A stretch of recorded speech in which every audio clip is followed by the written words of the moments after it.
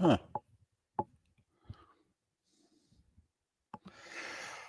Oh.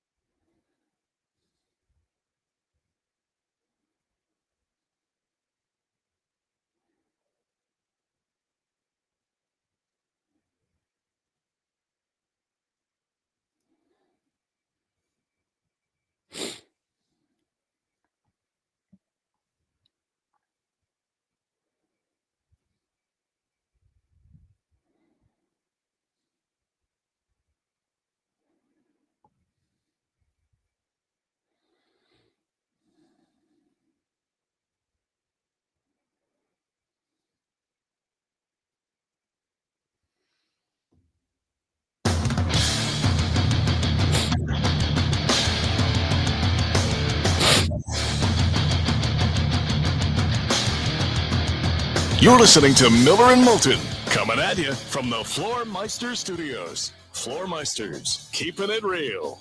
And now, here's Mark Miller and David Moulton. Top of the morning to you on this hump day.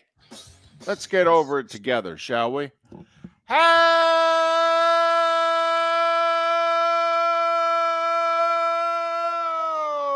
the heck are you, Miller and Moulton? MillerandMoulton.com, Miller_Moulton on X. Fired up because it can still happen. It's alive. It's alive. Mark, it's called the complete game. David, I think we owe this to our audience right now to explain what that is, because many of them don't know. A complete game is when the starting pitcher pitches, wait for it, the entire game, or What? a complete game. What? It is the first time that such a feat has happened in the postseason in 8 years. 8 years to the day since Justin Verlander for Houston threw a complete game in the ALCS against the Yankees. A complete game, 9 innings, all of them.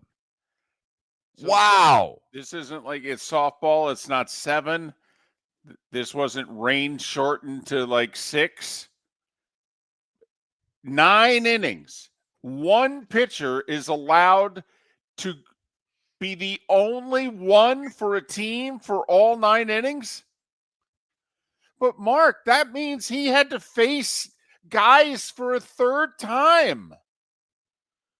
Right. And do you know what? Even a fourth. Right. In fact, he had to face a guy a fourth time who, wait for it, hit a home run off of him the first time. What is the manager thinking? I have no idea, but I want to take all the votes back in baseball for manager of the year and give it to Dave Roberts for what he's done in the last 2 days. Because Blake Snell went 8 innings in game 1, and Yamamoto pitched a complete game yesterday. And after how the 9th inning went in game 1, you knew sure as hell Yamamoto was starting the 9th last night. You're damn right he did, David. You're damn right he did. Wait a minute, Mark. How is it possible? Because everyone in the sport of baseball is like, well, you can't let the pitcher face a guy a third time. He's seen him already, and he'll hit him. And yes, yes, the batting average is definitely higher the third time through the lineup with every pitcher in the sport than it is the first and the second time. However, Mark, then how was it Yamamoto was able to retire the last 14 guys he faced? David, we'll never know. We will never know. His last hit allowed was in the fourth. He walked a guy with one out in the fifth, and that was it. You can go home now. After giving up a home run to the first batter, Milwaukee had 2 hits for the rest of the game. Right. Which is kind of like, what was it? Was that game 1 for the Jays? Didn't Springer homer leading off game 1 of Yes. the LCS, and Toronto had 1 hit the rest of the night? Yep. By the way, how are home teams doing so far in the LCSs, Mark? Not very well, David. In fact, they're yet to win a game. Seattle won both in Toronto. The Dodgers won both in Milwaukee. The Dodgers starting pitching thus far has given up 4 hits. In 17 innings. 4 hits. Yeah, this team, I don't give a damn what Seattle does. They're going to let these starters do that. Holy crap, is this thing over? Well, this just in. These guys are pretty good. Yes, they are. Yes, they are. So, I mean, you and I are both pulling for Milwaukee because they've never won a World Series, and we'd love to see a Seattle. And once my Tigers got knocked out, I started rooting for Seattle for the same reason David is rooting for them. They've never even been to a World Series. Right. This is Toronto's 3rd LCS in 10 years. Okay, even though Toronto hasn't been in the World Series in 33 years, I mean, the Jays have, done something for a recent generation of fans. I mean, Seattle had only made the playoffs once in the last 24 seasons before this year. And Milwaukee's made the playoffs a bunch here recently, but they haven't done anything in it. No, 7 years ago, them and the Dodgers went 7 in the LCS. That's as close as Milwaukee's come. And, I listened to some comments from Brewers manager Pat Murphy this morning. 10 times they've had 4-game winning streaks. They went into LA and swept them this year.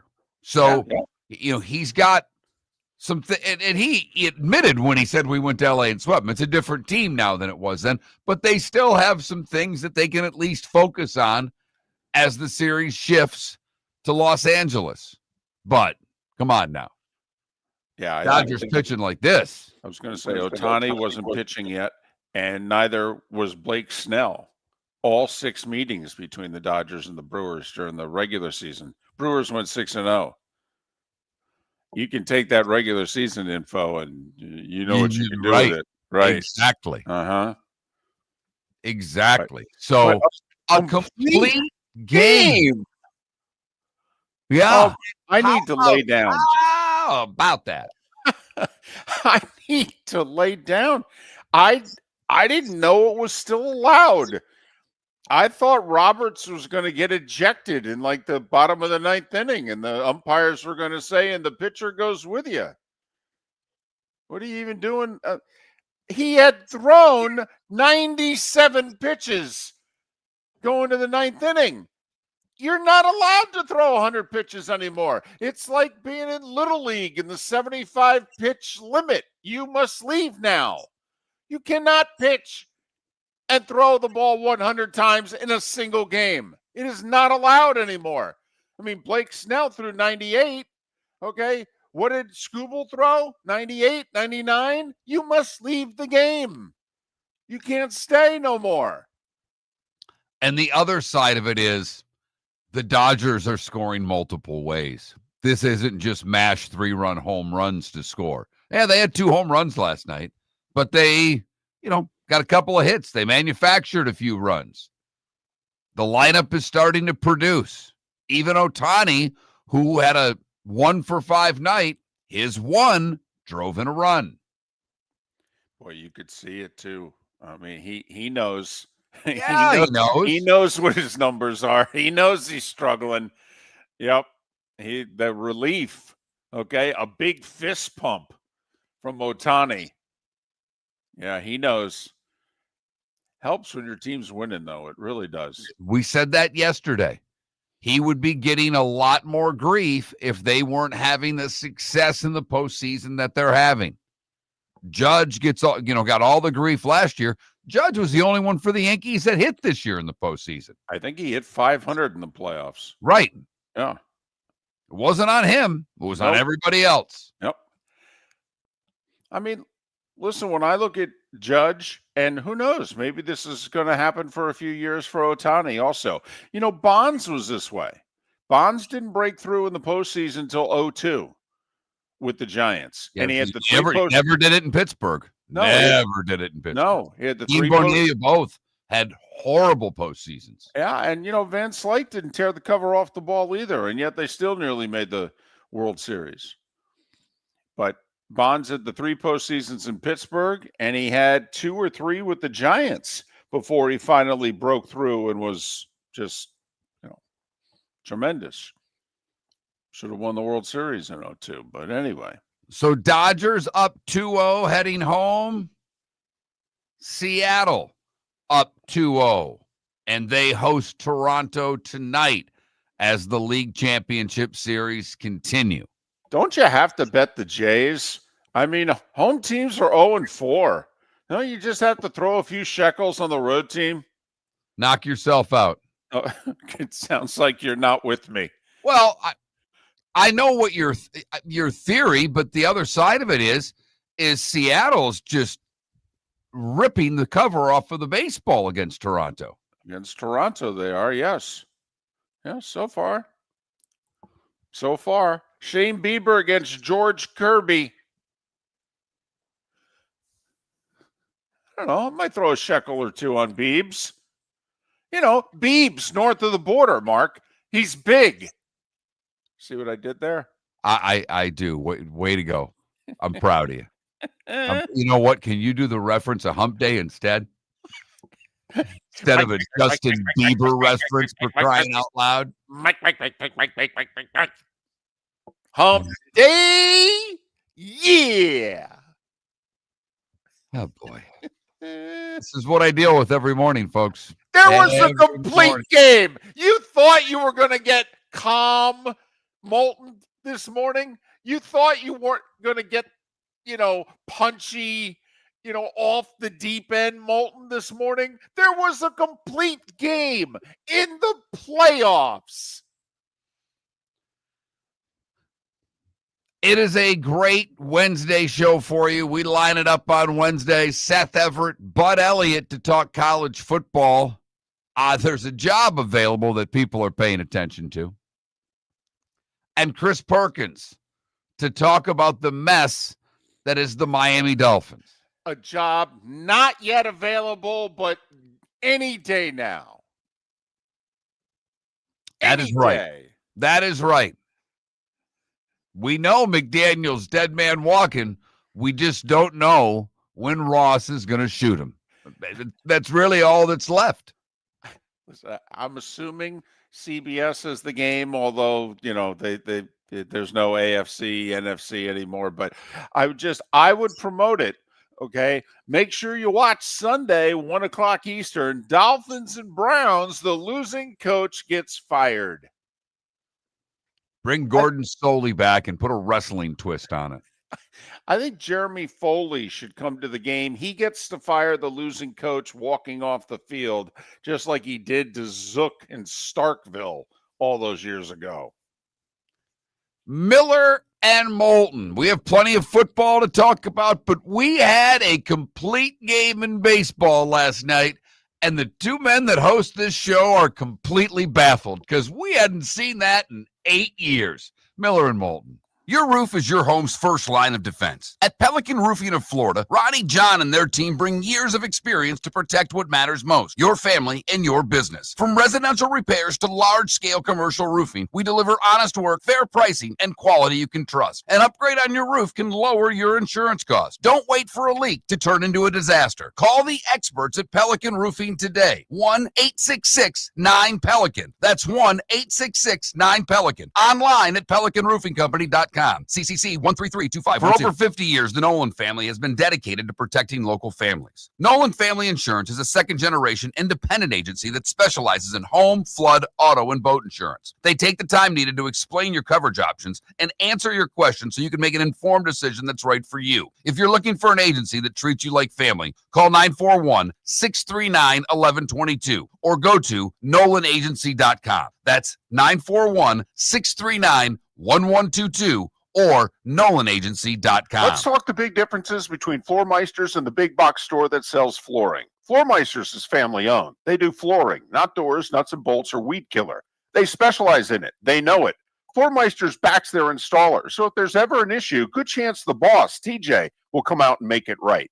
Floormeisters prices beat the box stores every day of the week. When you think flooring, think Floormeisters in Naples. Floormeisters.com. Real people, real prices, real quality selection. The Floormeisters, just keeping it real. American Paint Supplies is your one-stop shop for all your coating needs and has been for 30 years. American Paint Supplies is also your #1 Festool dealer in Southwest Florida. If you are a builder, cabinet maker, painter, or power tool enthusiast, Festool craftsmanship can be found at American Paint Supplies. Celebrating 30 years of service, and Festool is celebrating 100 years of excellence. Come to American Paint Supply for a perfect pairing of service and expertise on 6100 Shirley Street, Naples, off of Pine Ridge, or online at AmericanPaintSupplies.net. This is Miller and Moulton.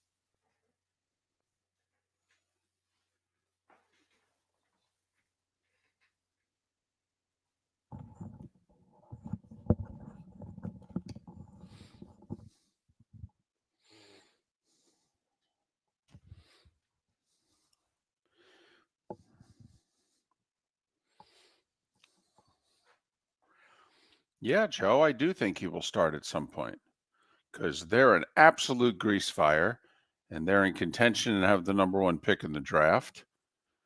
And yeah, they'll be like 2-11.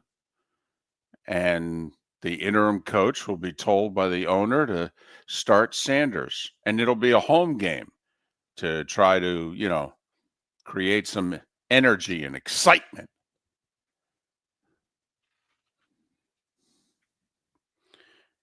And they'll finish 3-14.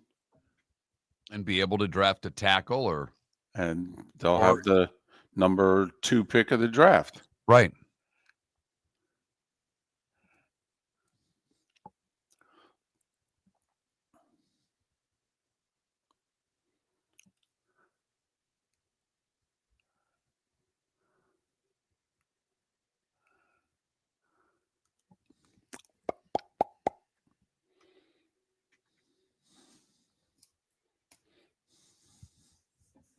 So, possible poll questions for today. Okay. Will Cignetti be the coach of Indiana next year? Love it. That was really the main one I had. That was really it. That was my go-to. I think I've got one more somewhere in the back of my brain, but okay. If it comes out, I'll let you know. I gotta laugh. I'll usually put, when I leave here, because I have ESPN radio on when I drive in, because I listen to that Sports Center for the long commute. And usually when I leave, I'll put Dan Patrick on for the long commute home. By the time I get back in my car, typically his show's over. And on NBC Sirius, they run Le Batard. And I'll listen to that because they don't really talk about sports the way other shows do. It's 100% different. And I got in the car yesterday, and Pablo Torre was on talking about the whole Malmer. Yeah, but more Cuban, because Cuban just won't quit defending this. Well, and Cuban came on his podcast. Yeah, and he didn't really give it away, but it is something. I mean, the fact that they've got Silver and blatant lies, he didn't know who that company was. I misspoke. No, the question was pretty simple. You didn't miss.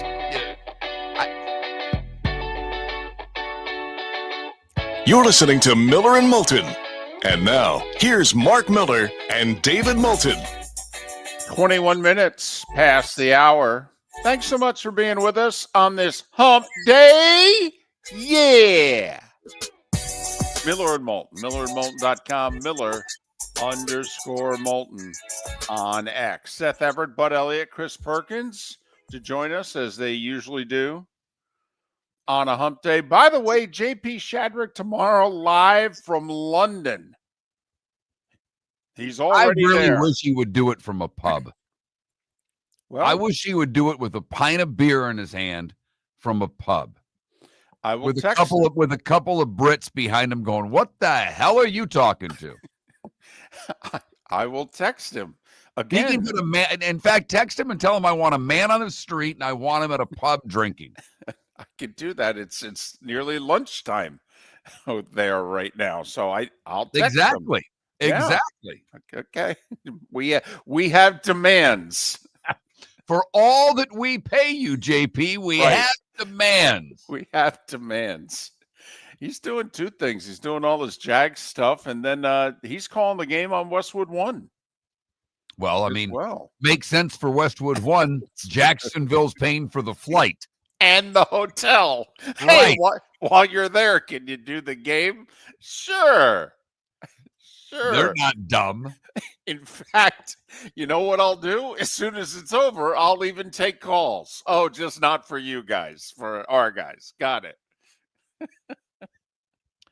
So we had a couple of poll questions yesterday. We still have our Shoeless Joe Sports Cafe poll questions of what will be the feature games at 1 and 4 o'clock. And I will say the 4 o'clock game, there's still a chance for a comeback. Washington and Dallas in second place, but close enough that they can still see the leader, which is Indianapolis at the Chargers. Think about that, by the way. The Colts Chargers are winning. This is not Peyton Manning and Phillip Rivers. Okay? And the Colts and the Chargers right now are the choice at 4 o'clock. I'm very impressed with our audience. Well, I do think, I don't want to take anything away from our audience because I'm not trying to say that, but I think this does show you, David, and we know this, we all know it. Pat Kerwin talks about it. We've talked about it. The national narrative that everybody loves the Cowboys just isn't true. Right. It's just not. No. People are sick of them. So the fact that they're even in second place is a bit of a surprise because Green Bay's on the list. And where we are, there are a lot of Packer fans up and down the West Coast of the state of Florida, where 3 of the 5 stations that we broadcast on, and then our Jacksonville affiliate with the app. But I mean, half of our stations are on the West Coast of Florida, where there are a lot of Packer fans. But the first game, you've already pretty much, there's 3 days left on the vote, but 72% of you picked the Eagles at the Vikings. That's clearly I think it's the best game of the day, let alone just the 1 o'clock window. Got an angry post reply on X yesterday who thinks that the NFL should be, beaten above the head and chest for this schedule of games that they have this week. They don't know. Every once in a while, there's not a great week. And sometimes it's not the schedule's fault. It's some of the teams who have not lived up to their expectations. But yesterday we asked you, if you had a choice, which job would you take, the Florida job or the Penn State job? And 64% of you said the Gator job, which is the opposite of what the 2 hosts said.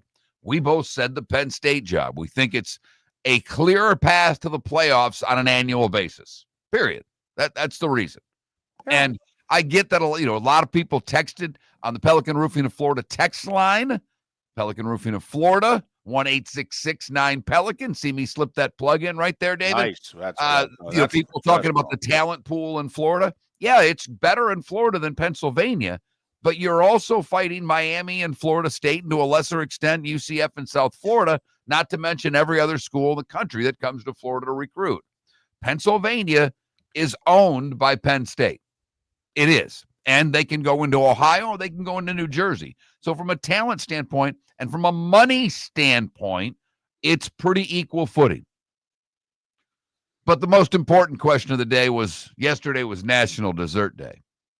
And out of the choices of cake, cookies, pie, and ice cream, you guys got it right. Ice cream with 52% of the vote, and we thank you. I was wondering if it was going to crack, the 50%. So to avoid the runoff, Mark, you want to get over 50% to avoid the runoff. Ice cream able to, pardon the pun, avoid the runoff by getting over 50%. So, all right. Gotcha. But we have a poll question about to go up today. And trust me, Miller and Moulton are on polar opposite sides of what's really a very simple question. The hottest coach in the land, the best hire you could argue this century. And the more I think about it, I'm in line to say it's the best hire this century. And that includes Kirby Smart being hired by Georgia this century. Because Georgia was already good. He took them to an area that their fans had longed for since the 80s. He did. There is no doubt. But the fact of the matter is that Indiana football is relevant for the first time, you could argue, ever. So it's very simple. Will Kirk Cignetti be the coach of Indiana next year? Because Penn State's going to come calling, and when Florida fires Napier, they're going to come calling too.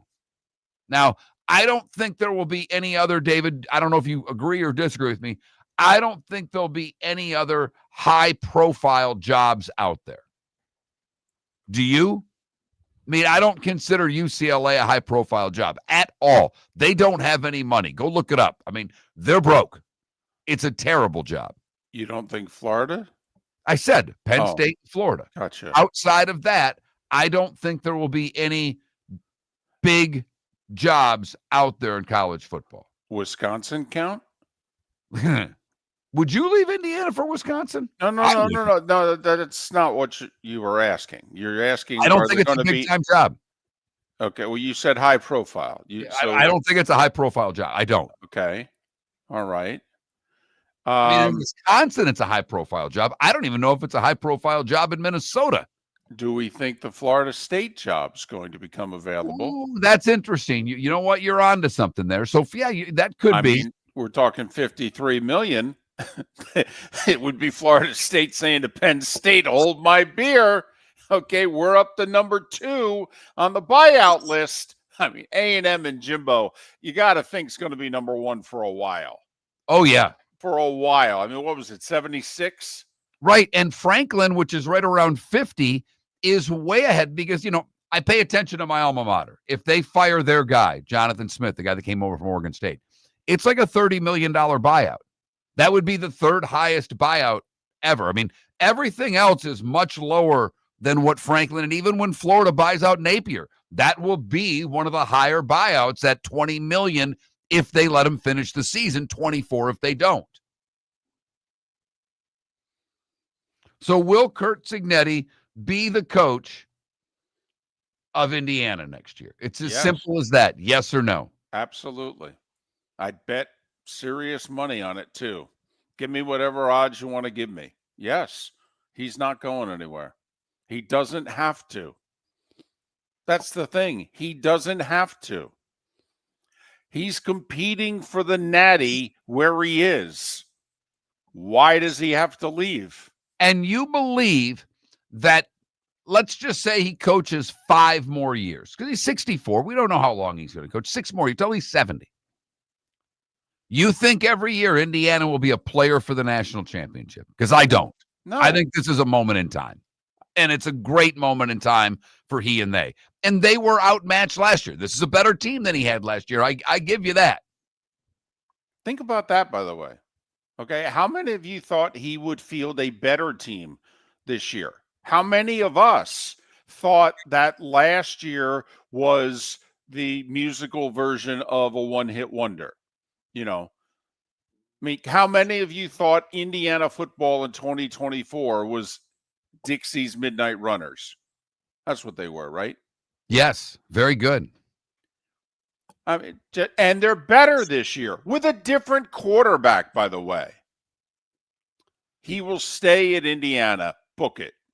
Let's talk the big differences between Floormeisters and the big box store that sells flooring. Floormeisters is family owned. They do flooring, not doors, nuts and bolts, or weed killer. They specialize in it. They know it. Floormeisters backs their installer, so if there's ever an issue, good chance the boss, TJ, will come out and make it right.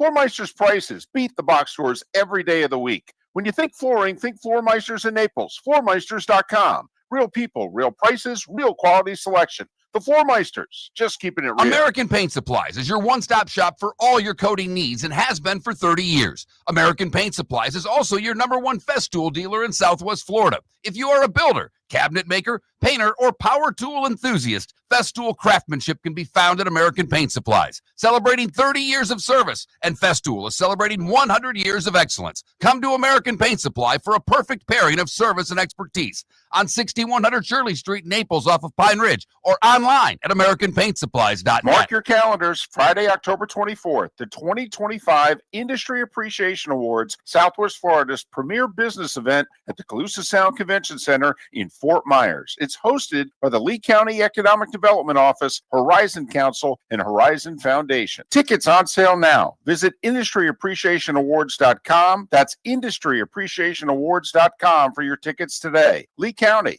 building a better community through business, sports, and tourism. Mark Miller for Sleep Treatment Direct. They are helping me with sleep apnea. And by helping me, I mean curing me. No more CPAP machine. No more snoring. No more tossing. No more waking up exhausted. Their expert team got me the right treatment, fast and hassle-free. If you want to feel energized and get rid of your snoring, call Sleep Treatment Direct today. 444-1741. That's 239-444-1741. Sleep Treatment Direct. Sleep safe and This sound. is Miller and Moulton.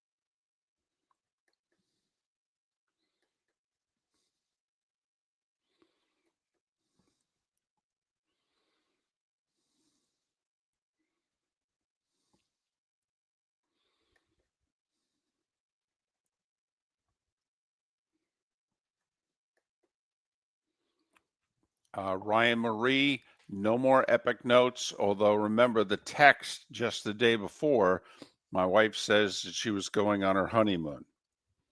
So she was running out on me. This morning, she handed me my food and said, now leave me alone. You know, David, it's only taken 19 years, but you're rubbing off on me. I'm now reposting with quotes. I just reposted for everything we did. Not mainly because the show post I write. So do I really need to add to something I've already written? And now I feel like I do. Okay. I'm sorry. No. I said you're rubbing. I did not say it in a negative way.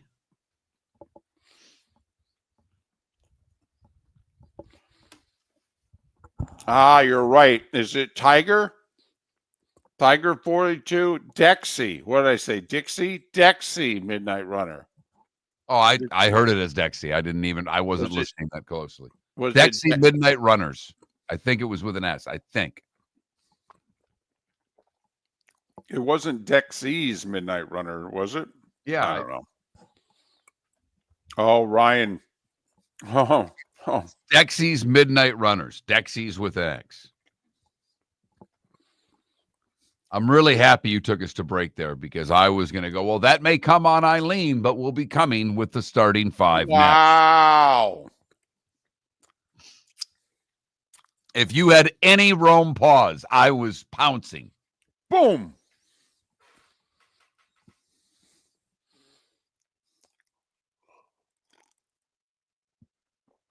Yeah, that's a 13-year-old commercial, Ryan Marie.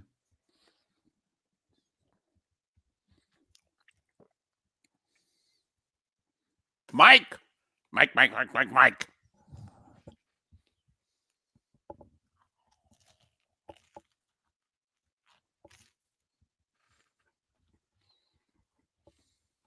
It was a very, very cute, catchy ad. It really was.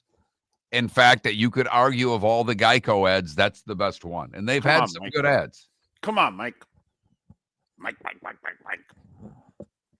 See what you did to him? This is the only problem with that. Now we're going to have to deal with this for at least 2 hours. He'll forget by 9 he's older.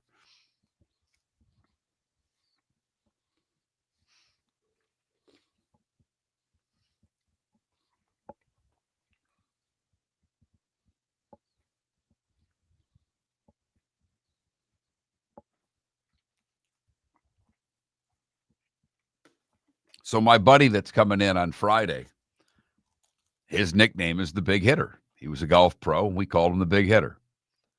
And on the phone, it's Big Hitter. So he called me yesterday after I picked my daughter up, and we finished the phone call, and she just looks at me because the Apple CarPlay just shows the name on the screen there. Why do you call him the Big Hitter? I don't know. And I explained, I said, and you're going to hear only one, you're never going to hear him call me by my name the entire weekend. Not once.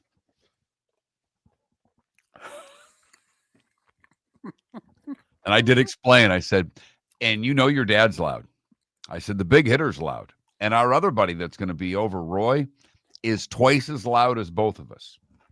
So your mom should be really happy with me by the time Monday morning rolls around. We call him the really Big Hitter.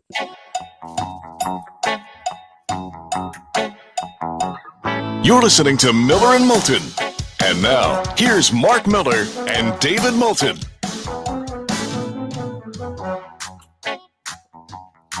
Gotta finish that last your food.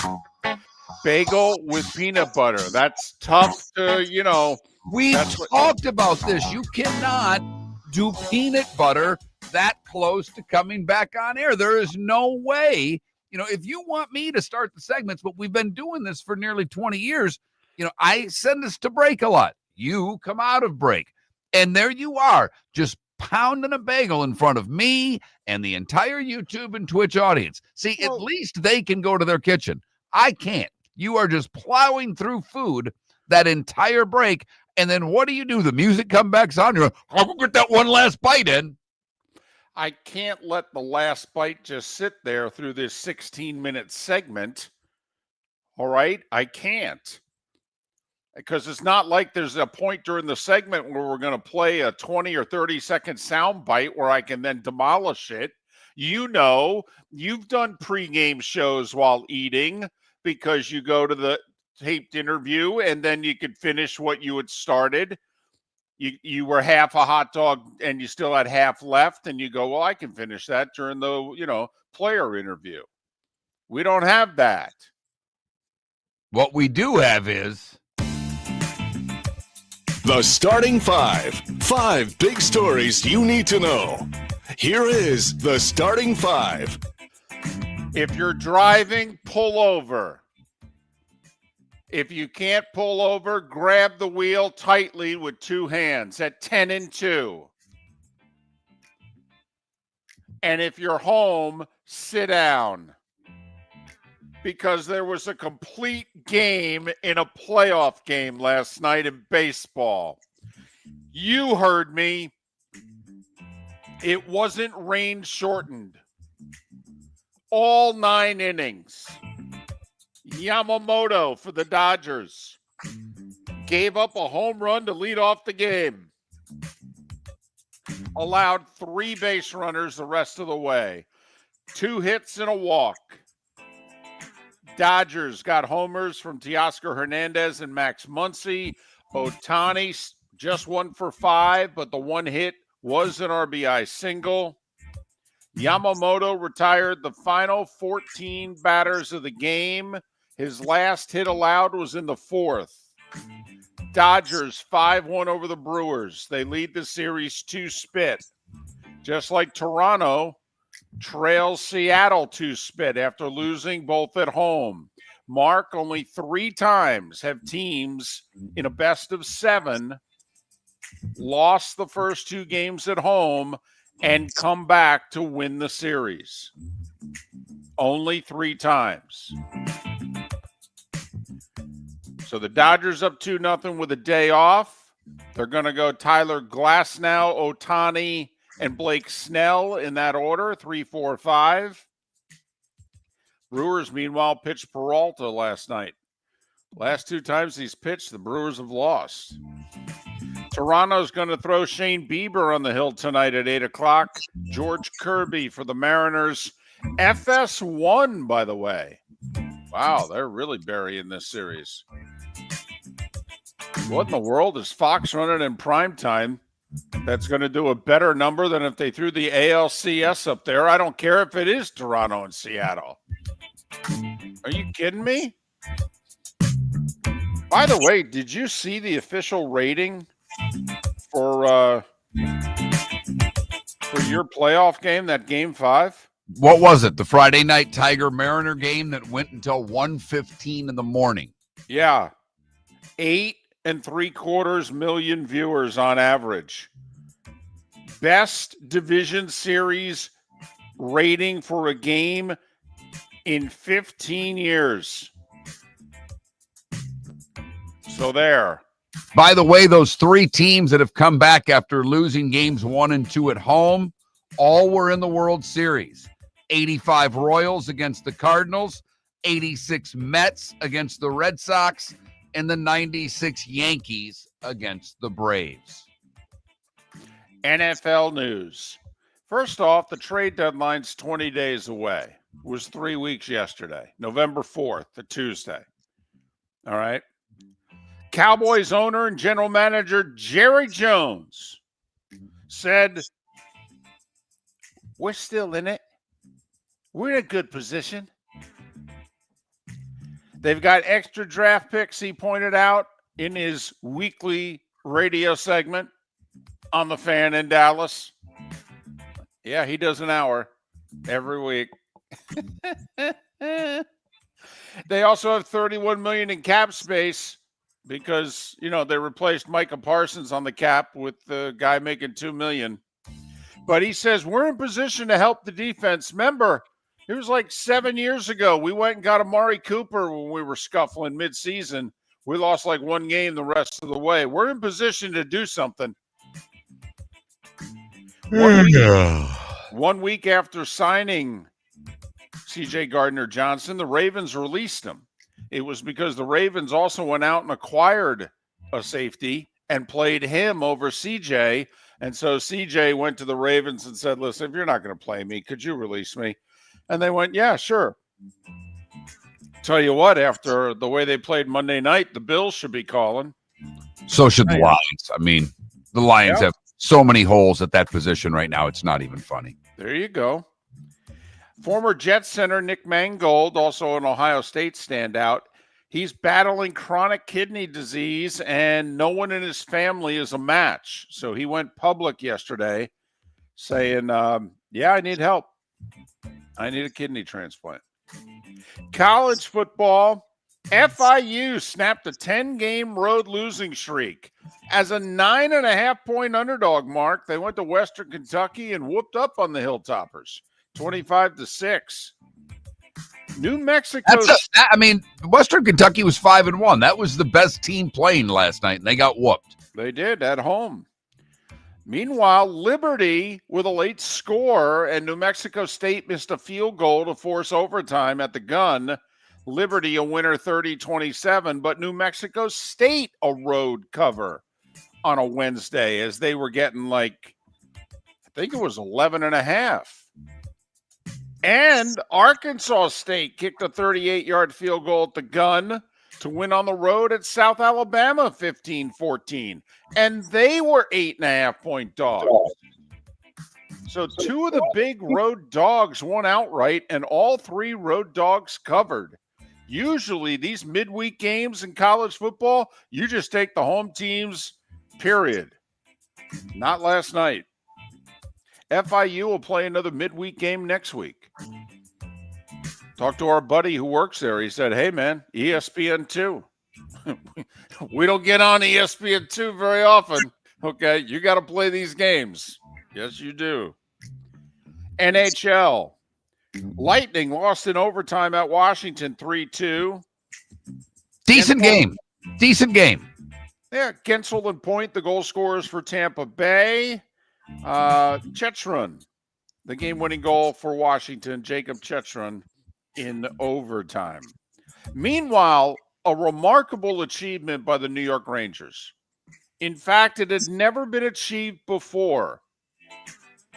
The Rangers fell to 0-3 at home, losing to Edmonton 2-0. That's happened many times. The Rangers have not scored a goal in all three home games. They've lost 3-0, 2-0, and 1-0. Skinner with 30 saves for the Oilers last night, who scored in the second and then got an empty netter. Austin Matthews with 2 goals. Toronto over Nashville 7-4. Yeah, they were a little ticked off about losing the last game at home to Detroit when they outshot them 40-14. By the way, nobody does pregame ceremonies like the Canadians. Oh, man. And the way they honored Ken Dryden last night. Yep. Very cool. Very cool. Nobody does pregame stuff like the Montreal Canadiens. Lights to black, and just had Dryden's mask on the top corner of the net in the netting, and a spotlight on the mask to start. Awesome. And awesome. It's also what Dryden used to do during warm-ups. He would take the mask, and that's where he would put it on the netting. Montreal then went out, beat the Kraken in overtime 5-4. Cole Caulfield, the game winner. Vegas got 2 goals from Eichel in a 4-2 win over Calgary. Boy, that trade and 2 big contracts have worked out for Vegas. Remember when they acquired him, people thought he was damaged goods, the whole neck injury and what have you. Dallas jumped out to a 3-0 lead, then 2 empty netters sealed the 5-2 win over the Wild. Stars are 3-0. So's Carolina. And San Jose is winless. Canes 5-1 over the Sharks. And Anaheim got a Chris Kreider power play goal, the second of the game, with under a minute and a half to play as the Ducks edged the Penguins 4-3. One other hockey note, Ottawa captain Brady Tkachuk is joining his brother out for quite a while with an injury. He got cross-checked. They won't say he broke his hand, but they say he's going to miss at least a month. What do you think happened to his right hand? Sounds like he broke it, David. Right. Of course, they'll call it a high ankle sprain because it's hockey, but they say at least a month for Brady Tkachuk. Do you think either Tkachuk will be healthy enough to play in the Olympics in February? You know they're going to want to, but damn, if you're either team, Brady, yes, if it's just a month, that's not a problem. But in Florida, do you really want to let this guy who's just come back from, hey, go play in the Olympics? And I know you kind of have to, but whoo. Right. If I was Bill Zito, I wouldn't want him to play. Right, because he's not due back much before Christmas. Right. So like 7 weeks later, we're over in Italy. College hoops, the preseason poll is out. It came out yesterday. Actually, it came out Monday. But we had so much stuff going on, we didn't get to it. Mark, Purdue is number 1 in the preseason poll. Houston 2, Florida 3, UConn 4. They were the only 4 schools to get first place votes. Mark, is the state of Indiana the center of the basketball universe? Or forget basketball, I'm sorry. Is the state of Indiana the center of the sports universe right now?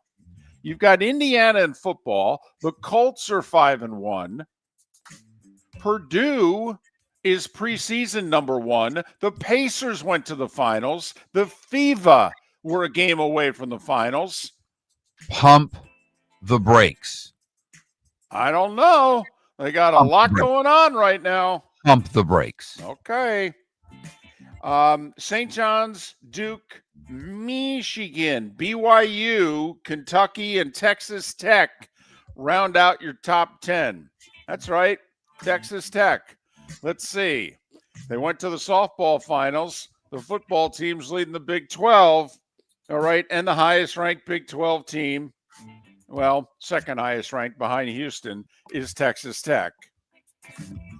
They got it going on in Lubbock, Texas. And how many of you have ever been to Lubbock, Texas? Not that money talks or anything, but money is talking. For what it's worth, Kansas, 19th. Michigan State, 22nd. North Carolina, 25. 6 SEC, 6 Big 12, 6 Big 10 teams ranked in the preseason top 25. On the women's side, only 2 schools got first place votes. Number 1, UConn. Number 2, South Carolina. LSU at 5. Nice to see Tennessee in the preseason top 10. Lady Vols are 8. Our friend Nikki Collin at Baylor is 16. And there's life after Caitlin Clark. Kinda. Iowa's 21st. And a friendly last night near Denver. Pulisic got taken down hard, so they took him out in the 28th minute.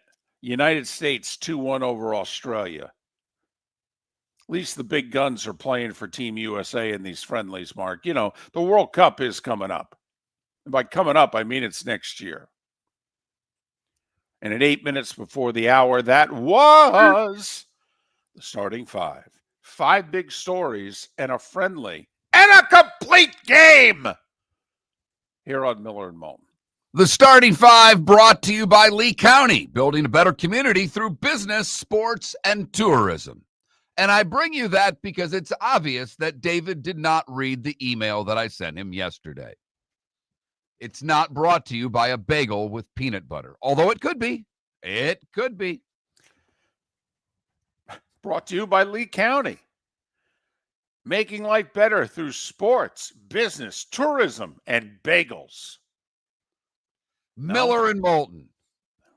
Seth Everett, Bud Elliott, Chris Perkins, all coming up. Poll question is posted. Will Kurt Signetti be the coach of Indiana next year? Yes. That's Miller, the David Moulton, or Miller_Moulton on X. David says yes. I say no, not if Florida has anything to do with it. Football season is back, and celebrate your game day with Jimmy the Beef Guy. We're talking tender, juicy Chicago beef sandwiches. Whether your party's for 10, 100, or 200, bring game day to your house with Jimmy the Beef Guy. The catering packages come with the beef, the gravy, the peppers, the bread, everything you need. 2 convenient locations, Fort Myers and Bonita Springs. Skip the ordinary and bring the beef. Jimmy the Beef Guy, Chicago flavor, Southwest Florida style. Call today or visit jimmythebeefguy.com. Tell him Miller and Moulton sent you. Got a cracked window or foggy glass? Don't wait for the next storm to make it worse. Your local Glass Doctor Home and Business is just down the road and ready to help. From leaky frames to shattered panes, we've got the tools and the know-how to get your home or business storm ready. With flexible scheduling and our done right promise, you'll be in good hands. So before or after the weather hits, call your neighbors at Glass Doctor. Glass Doctor, Glass Doctor. Call the Glass Doctor, we fix your pains. Oh yeah. Let's talk the big differences between Floormeisters and the big box store that sells flooring. Floormeisters is family owned. They do flooring, not doors, nuts and bolts, or weed killer. They specialize in it. They know it. Floormeisters backs their installer, so if there's ever an issue, good chance the boss, TJ, will come out and make it right.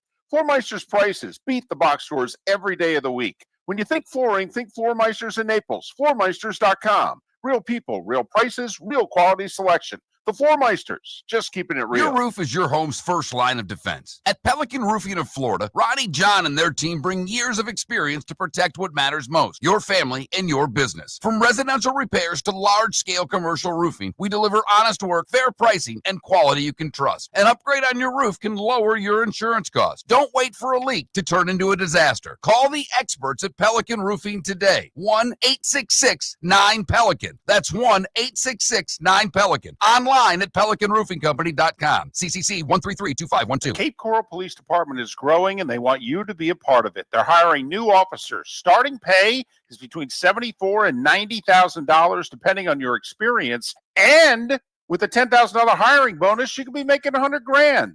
Enjoy paid holidays, off-duty details, plenty of OT opportunities. They're also hiring dispatchers and professional staff. So go to capecops.com. capecops.com. Be brave, be best, be Cape. American Paint Supplies is your one-stop shop for all your coating needs and has been for 30 years. American Paint Supplies is also your #1 Festool dealer in Southwest Florida. If you are a builder, cabinet maker, painter, or power tool enthusiast, Festool craftsmanship can be found at American Paint Supplies. Celebrating 30 years of service, and Festool is celebrating 100 years of excellence. Come to American Paint Supply for a perfect pairing of service and expertise on 6100 Shirley Street, Naples, off of Pine Ridge, or online at AmericanPaintSupplies.net. This is Miller and Moulton.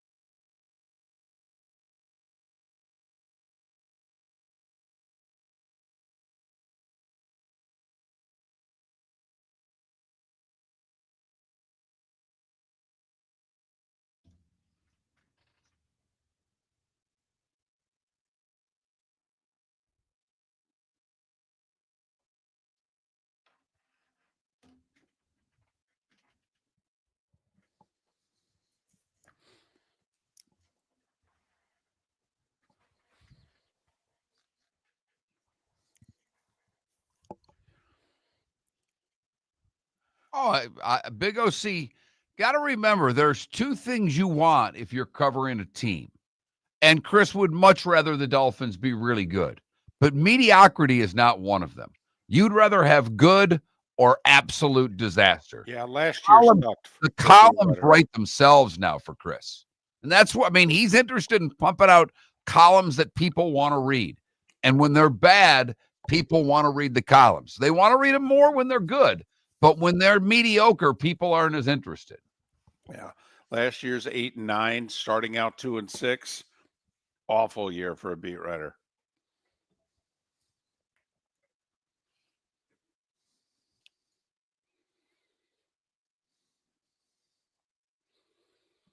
No, it's not, Puck. Greatness is better. Trust me. More fans are into it when the team's good. You're dealing with just the diehards when they're bad. You always want your team to be excellent that you're covering. It makes your job much easier. You don't have any. See, the other side of it is when you have to write negative columns, you still have to go into that locker room and cover the team. Also, some of the fans disagree with you. When the team's really good, you're writing nothing but, positive pieces, and everybody's thrilled. And more so on Saturday than Sunday, but it's true in both cases. Because when you're doing college, they don't ever want, there are some parts of the fan base that never want negative. Ever. Right. They can be negative, but the person covering the team can't. Gotcha. Right. It's unbelievable.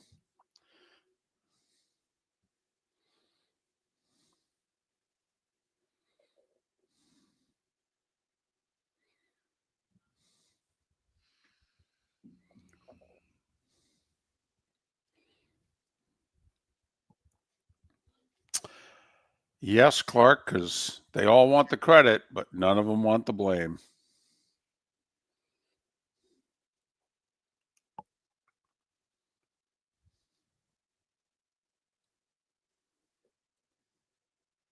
Wait a minute. Michael, you're a Broncos fan? I thank you for helping me out with that. I would have never known. The Buffaloes, too? I'm flabbergasted this morning. I'm sure most everybody in the chat room is, too. They had no idea. Shocked. I don't know what's more shocking. Michael, we're having fun.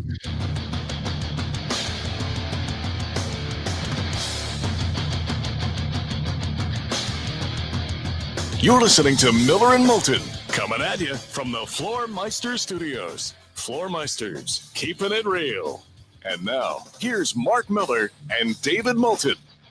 Hour 2 of Miller and Moulton on this hump day, and we are fired up, wound up, and we're just letting you know now.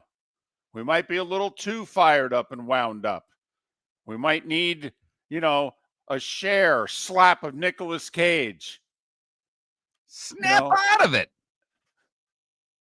But there was a complete game in the baseball playoffs last night. That's what got these two old guys fired up. Yeah.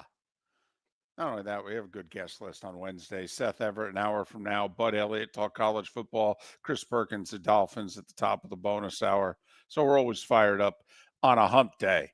By the way, David, just so you know, and I backed you with your reference, that was a 38-year-old movie reference. Right. Oh, really? I even thought it was like a year older. I thought it was 86. 87. Oh, okay. Yeah. No. We're doing the whole thing today. We're doing commercials that are 13 years old. We're doing baseball that's at least 30 years old. Right. We're talking baseball, so that limits the appeal. Now we're referencing a movie when Reagan was president. Oh, yeah, absolutely. All over it this morning. That's how fired up we are. Let me bring it back into what the people like to talk about. Football. Football. Good boy. You got any football to talk about? How about some football? Every once in a while, you find these lists and these rankings.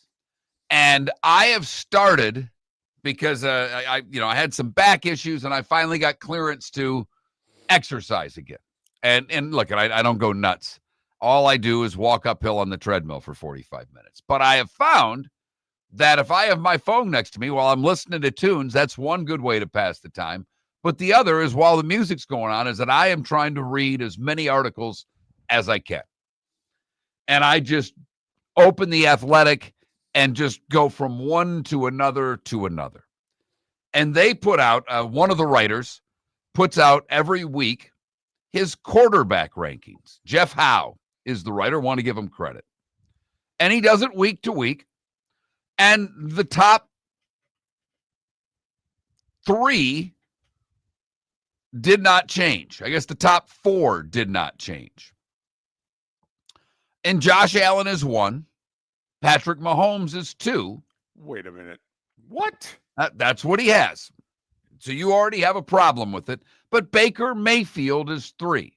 And it's based on this year's performance. I don't know how you could give Allen 1 the way he's played the last couple of weeks. But that's where he has him. Lamar, even though he's not playing, he has ranked, I guess he has him 4. But he dropped one quarterback from 6 to 12 after his performance last week. And he was as high as 5 early in the season. These are the quarterbacks he has rated ahead of this particular man. Sam Darnold, Drake May, Justin Herbert, Matthew Stafford, Jaden Daniels, Jordan Love, Jared Goff, and then Lamar, Baker, Patrick, and Josh. That quarterback is Jalen Hurts. He only has him 1 spot ahead of Daniel Jones at this point in the season. Danny Dimes, Indiana Jones. Don't you think you have to go all in with that? Don't you have to get Harrison Ford if you're the Colts and do the whole at-home games, Indiana Jones and the Temple of Doom? I mean, don't you have to go all in now if you're the Colts this year on it? I understand where you're coming from, but that does not seem to be who this team is. I don't see this team seeking any limelight. That's not how they play. That's not what they seem to be about. They kind of like not being noticed, David. Welcome to the Hoosier Dome. Brought to you by Indiana Jones and the Temple of Doom. I did not know Indiana Jones and the Temple of Doom was a horror movie.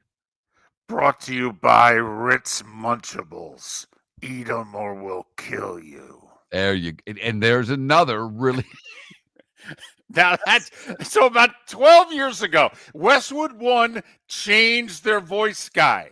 And I think he's got ties to Southwest Florida. And he's still the voice guy. He's great. Right, He has the best set of pipes in the country. I'm telling you right now. And I've, I think David and I both feel lucky that we have good pipes. We're old school broadcasters. You don't have to have a good voice to get a job anymore. There was a time that you did. It's why I got in this business. I was told by someone, you got a great voice for voiceovers. Wish I would have just done those. I could have worked a lot less and made a lot more. But hell, why not go into sports?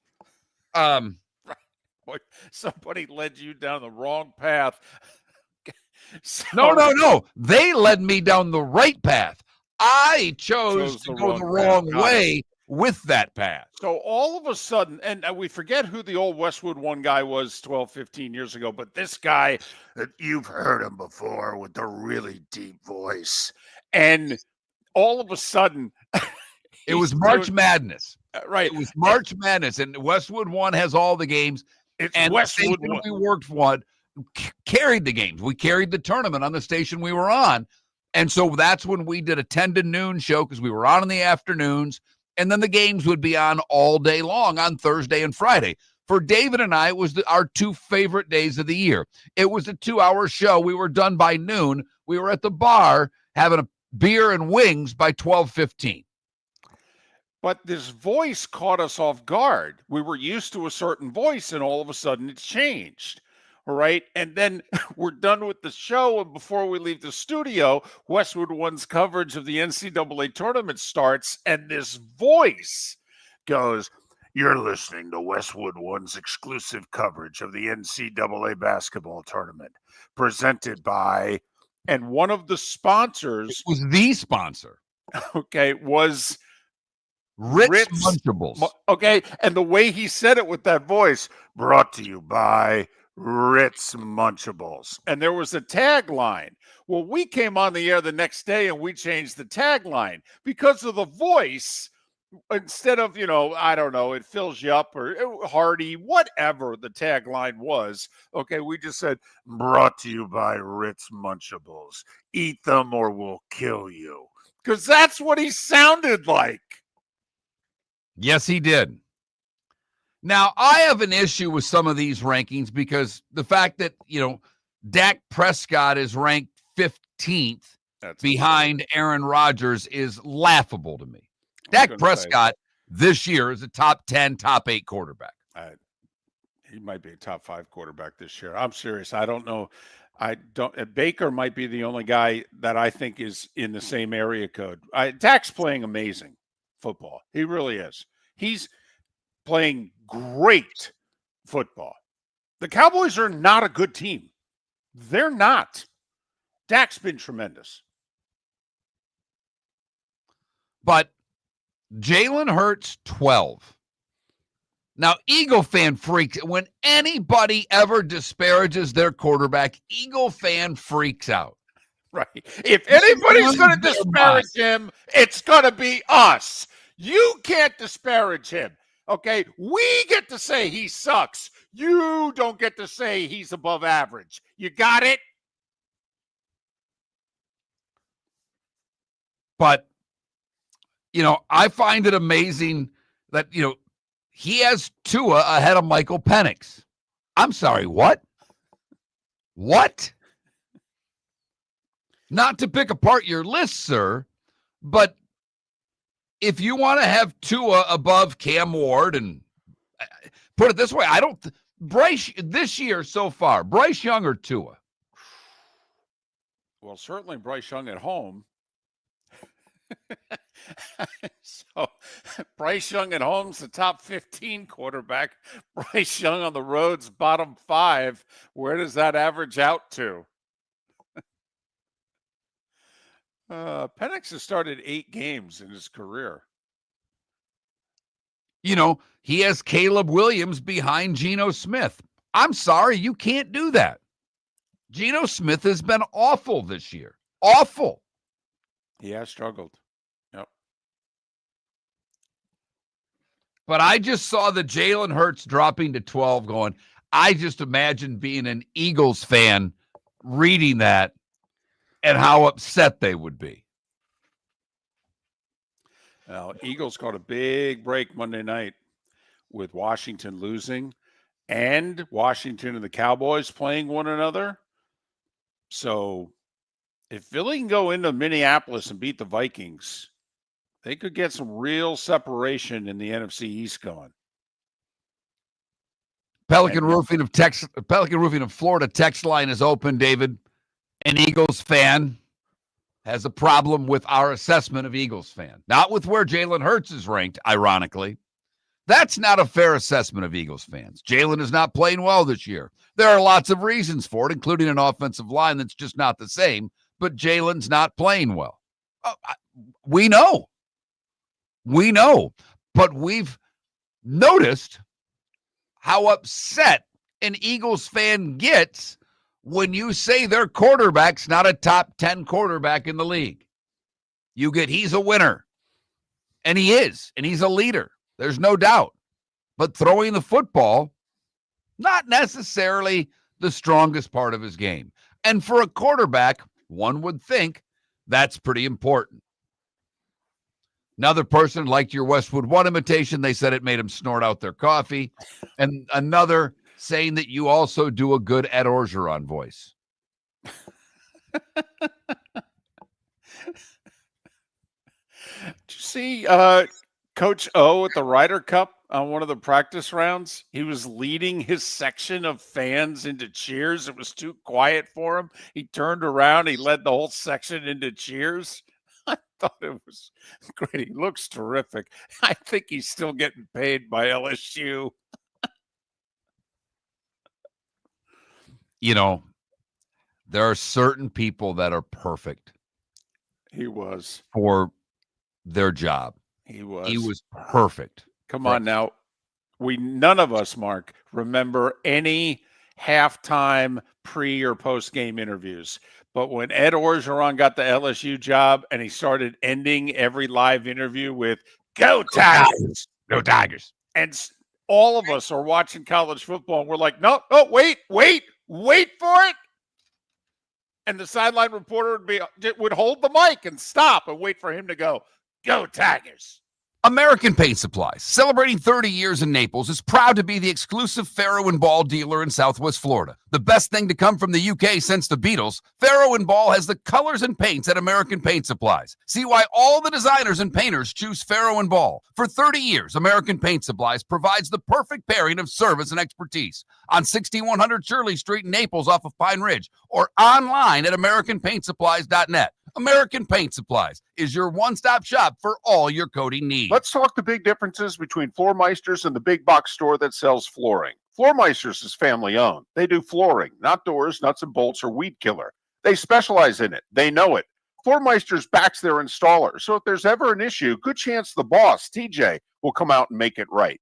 Floormeisters prices beat the box stores every day of the week. When you think flooring, think Floormeisters in Naples. Floormeisters.com. Real people, real prices, real quality selection. The Floormeisters, just keeping it real. For over 50 years, the Nolan family has been dedicated to protecting local families. Nolan Family Insurance is a second-generation independent agency that specializes in home, flood, auto, and boat insurance. They take the time needed to explain your coverage options and answer your questions so you can make an informed decision that's right for you. If you're looking for an agency that treats you like family, call 941-639-1122 or go to NolanAgency.com. That's 941-639-1122 or NolanAgency.com. Think we only fix windows? Think again.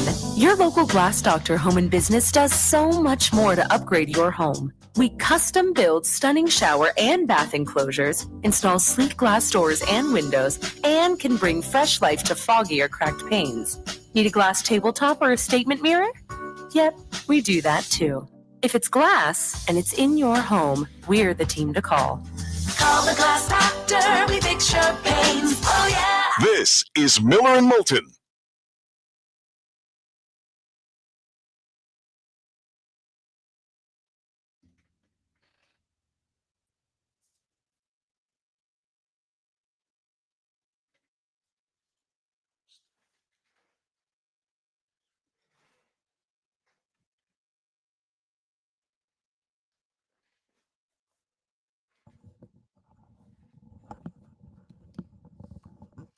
So, David, to prove my point about just how bad the Athletic app is, on my front page this morning, if there's a team that I follow, which I follow a bunch, but not a ton, if they play, I get the score. So I got the Caps Lightning score at the very top of my page. So I want you to know that from a date standpoint, they know that it's today. Right. The next article is by Manny Navarro with his predictions for Week 7 in college football, written on October 9th. The next article is the 3 key stats that have impacted the first 6 weeks of college football, written by Sam Kahn Jr., penned October 9th. These weeks have passed. I don't get it. I don't know if it's just... I don't know what I've done wrong. I've tried to change settings. It's infuriating me.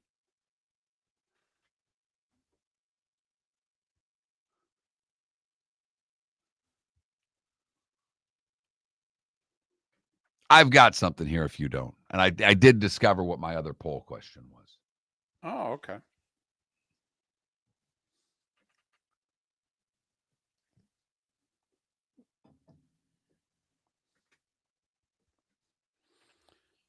That's okay, DC.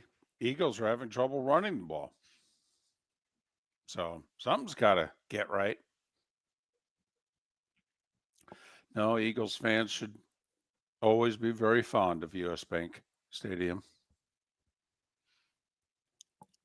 So I talked to Buck yesterday for a while because we're doing some business stuff together, and then it turned to the Bills.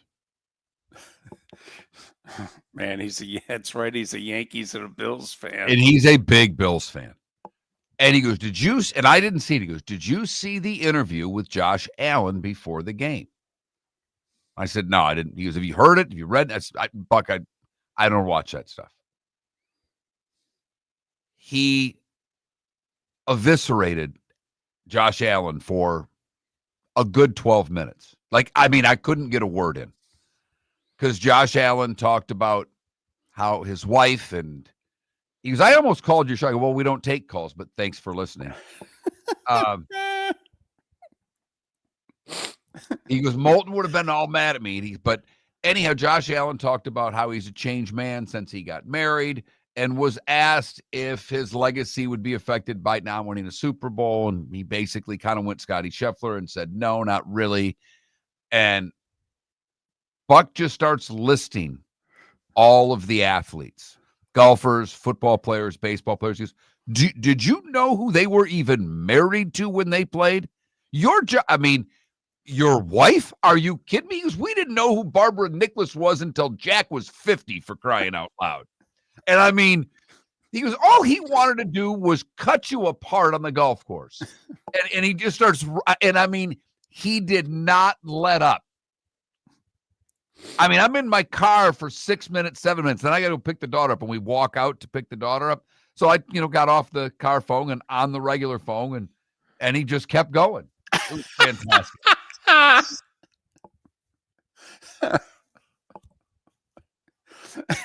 You're thinking, man, I should have taped this. We could have run this as our middle segment 1 hour. Oh, man, it was fantastic. And another thing. You're right, Puck. And this is an athlete. This is a guy who's was an exceptional athlete. Like, he gets it. This isn't, I'm not knocking any of you, but this is a guy who lives and breathes sports and also played at a pretty high level and was good.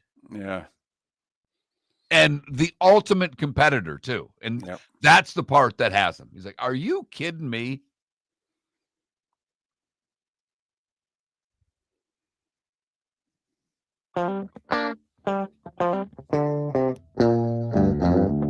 You're listening to Miller and Moulton. And now, here's Mark Miller and David Moulton. 21 minutes past the hour. Seth Everett coming up at the top of the hour. Bud Elliott in a little more than an hour. Chris Perkins at the top of the bonus hour. Here on Miller and Moulton. MillerandMoulton.com. Miller_Moulton on X. Mark, did you hear there was a complete game last night in the baseball playoffs? The All last 9 innings. 8 years to the day since the last time that happened. I mean, that's quite a few postseason games without a complete game. The last guy to do it is going to the Hall of Fame. Justin Verlander was the last pitcher before Yamamoto last night to have a postseason complete game. I mean, it was during the first year of the Trump administration. That's how long ago. Oh, never mind. All right. More baseball for you, though, David, because. Wait, what? Well, kind of. Work with me. Okay. But you are someone, and you've talked about this a gazillion times in the nearly 20 years that you and I have done a show together. You believe in the sports gods. Yes. I mean, you do. Yes. You believe in the golfing gods. You believe in the sports gods. Yes. You believe in a little luck. You believe in yes. a little superstition. Yes, I do. Do you believe in ghosts?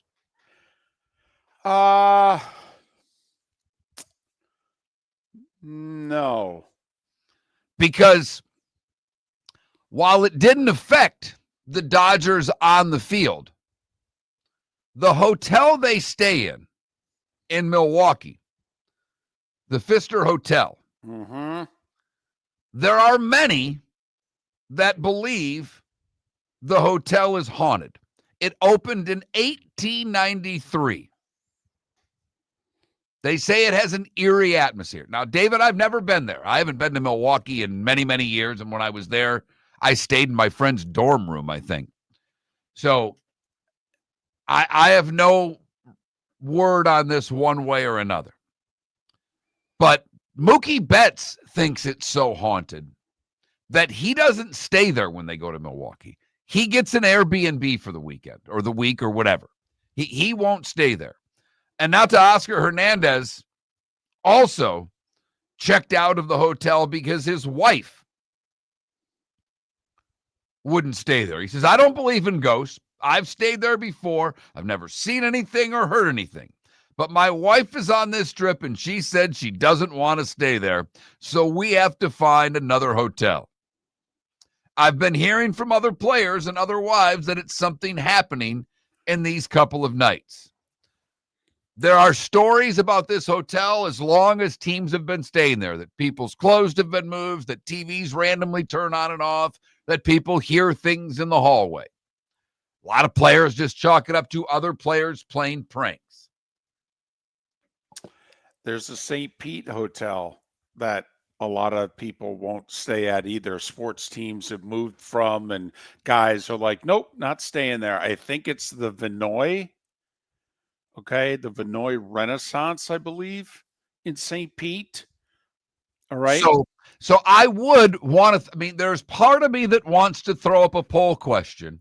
Do you believe in ghosts? I'd be fine with that. Sure. Because what the heck? And I'm sure it'll be 95-5 or 90-10, but I am guessing there are some of you out there. And let me just put it to you this way, David. You stay in a lot of nice hotels now. You live well above your means when it comes to where you stay on the road, particularly for Monday Night Football. And I would imagine now that you're doing Big Ten games, the quality of accommodations is slightly better than it was in some of these SEC towns. Well, certainly when we're in Los Angeles and Seattle, yes.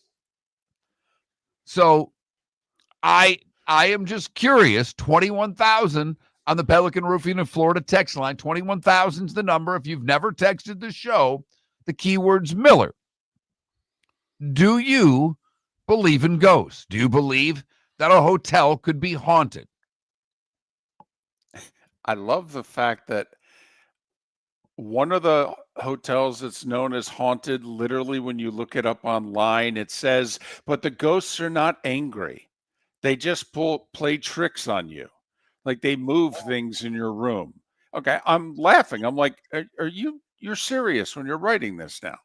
Okay, just read out loud what you just wrote. But yeah. Uh-huh. I think it was I want to say it was Bryce Harper that said something got moved when he was there. Yep. Giancarlo Stanton said, I hate it when we have 4 games there. 2, 3, anything's better than 4. It's freaky as blank with the headshot paintings on the walls and the old curtains everywhere.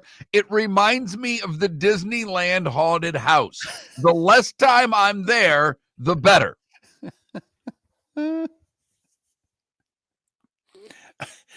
Who knew the Brewers had this great home field advantage? It's the hotel. I think it's fantastic. And here's the other thing. If I were, George Costanza, the assistant to the traveling secretary for the Yankees, but more importantly, if I was the person for the home team that set up the deal and said, hey, here's where visiting teams stay. If there was any nice hotel that had any thought of being haunted, I would make sure the visiting team would stay there. Like I would imagine in New Orleans, there's got to be a bunch of places that people think, because that's a town where they believe in that stuff. Oh, absolutely. They have voodoo dolls, man. You go in some of those that shop on Bourbon Street, you can go buy like hair and things to create spells on people. Where I stayed in Savannah, Georgia, I was there for a wedding about 5-8 years ago, and we stayed in a Airbnb type place. And when we did the tour of the city, the day of the wedding, the couple that got married rented some tour buses, and we got tours of Savannah. And the tour person is like, oh yeah, the CVS here used to be the jail. It's haunted. And matter of factly, and she was like, I think she had a graduate degree, and she's like, oh no, things come off the shelves at night. And the reason why is that they hung people here for 50 years before that. The people are buried on these streets during plagues, and they believe that Savannah, Georgia, New Orleans, they flat out believe this stuff there. If that happened when I was in the room, I literally would yell at them and say, hey, Could you knock it off? I'm trying to sleep. And I'd roll over. If I was with my wife and that happened, oh my goodness. You'd think of it was a 4-alarm blaze. Yes. It would be a scene. Texter, no, I do not believe in ghosts, but I did have a dog named Casper. A simple text that just said yes. Some reminding us that I don't believe in ghosts, but Derek Jeter does when it comes to the playoffs at Yankee Stadium. Yep. Aaron Judge also brought it up as well this year. Yeah. In Game 7 against the Red Sox in 2003, they're down 5-2 in the 8th, and somebody had made it out, and he's next to Jeter on the rail, and Jeter says, "Don't worry, the ghosts haven't come out yet." So I'm going to get the poll question up. It's a very simple one, but based on the hotel that visiting teams stay at in Milwaukee, and Teoscar Hernandez leaving the hotel because that's not where his wife was going to sleep. Don't you just not tell your wife? Okay, just wait for it to happen. I mean, come on. I think, though, the wives don't normally travel. Right. So, he goes, yeah, we got to this hotel in Milwaukee, and they say it's haunted. Now she comes out for the playoffs, and she's like, yeah, I don't know what to tell you. We're not staying there. Well, honey, And now he'll never stay there. He hit a bomb last night. How could you ever go back to that hotel if you're right. Yes, where the LA Dodgers were checking in, except for Teoscar Hernandez, he's at the Hilton Garden Inn. And Mookie Betts, who refused to stay there throughout his career. Right. Miller and Moulton. Halloween, a couple weeks away, but not in Milwaukee. Your roof is your home's first line of defense. At Pelican Roofing of Florida, Ronnie John and their team bring years of experience to protect what matters most, your family and your business. From residential repairs to large-scale commercial roofing, we deliver honest work, fair pricing, and quality you can trust. An upgrade on your roof can lower your insurance costs. Don't wait for a leak to turn into a disaster. Call the experts at Pelican Roofing today. 1-866-9-PELICAN. That's 1-866-9-PELICAN. Online at PelicanRoofingCompany.com. CCC 1332512. Todd and I are local. We're involved in our community. We live here. We work here. We're in our showroom every day. We love working with our guests. We love giving back to our community. We are so excited about our new store. Same location, same team, new environment. Every day is like a grand reopening. Absolutely stunning when you walk through our doors now. Come experience the newness of the Diamond District. See what we've done. American Paint Supplies, celebrating 30 years in Naples, is proud to be the exclusive Farrow & Ball dealer in Southwest Florida. The best thing to come from the UK since the Beatles, Farrow & Ball has the colors and paints at American Paint Supplies. See why all the designers and painters choose Farrow & Ball. For 30 years, American Paint Supplies provides the perfect pairing of service and expertise. On 6100 Shirley Street in Naples off of Pine Ridge, or online at AmericanPaintSupplies.net. American Paint Supplies is your one-stop shop for all your coating needs. The Cape Coral Police Department is growing, and they want you to be a part of it. They're hiring new officers. Starting pay is between $74,000 and $90,000, depending on your experience. And with a $10,000 hiring bonus, you could be making $100,000. Enjoy paid holidays, off-duty details, plenty of OT opportunities. They're also hiring dispatchers and professional staff. So go to CapeCops.com. CapeCops.com. Be brave, be best, be Cape. This is Miller and Moulton.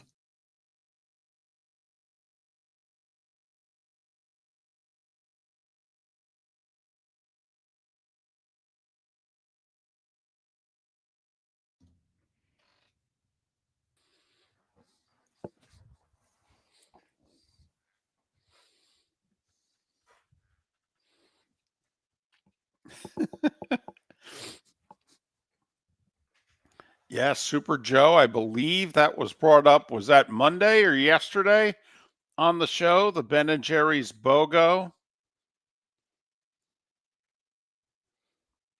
I think he's already taken part.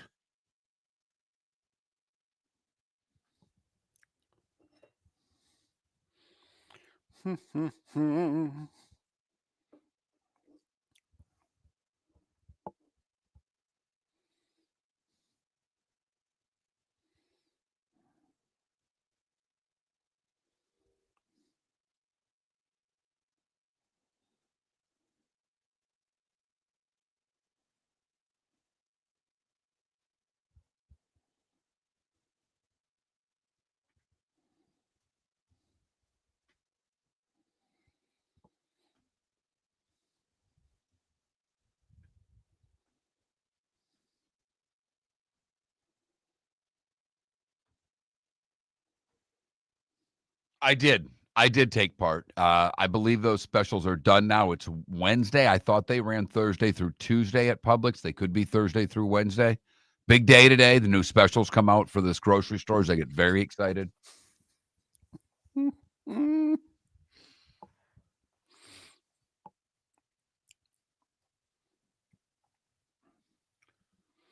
Oh, I know. There it is. Buster, There it is. you The there. weekly ad from Mario's. Let's see what we got going on, everybody.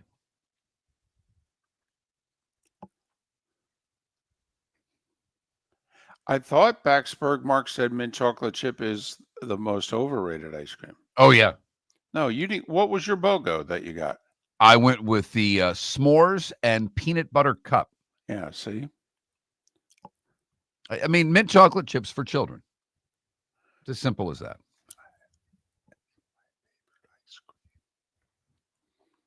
It's my son's, too. I need it minty.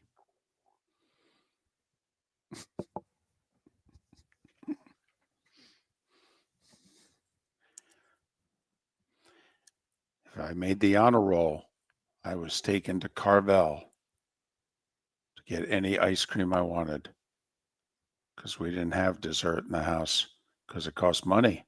We didn't have it. But my mother made a deal with me starting in 6th grade. If I made the honor roll, we went to Carvel.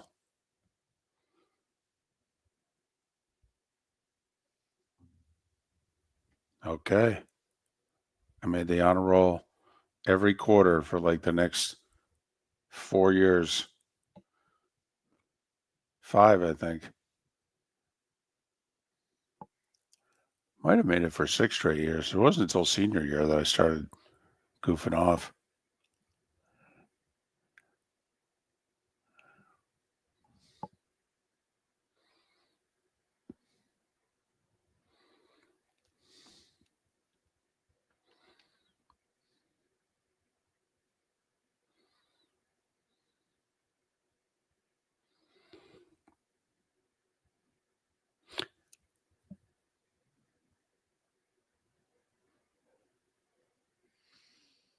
There was also this ice cream shop by us. It started with a B.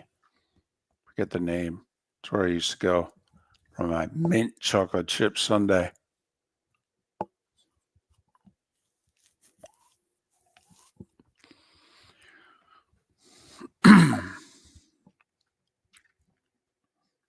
Nothing really grabbing me at Mario's, guys, in case you were wondering. That's surprising. I mean, it looks like one of their prosciuttos is on sale. There's nothing wrong with that, but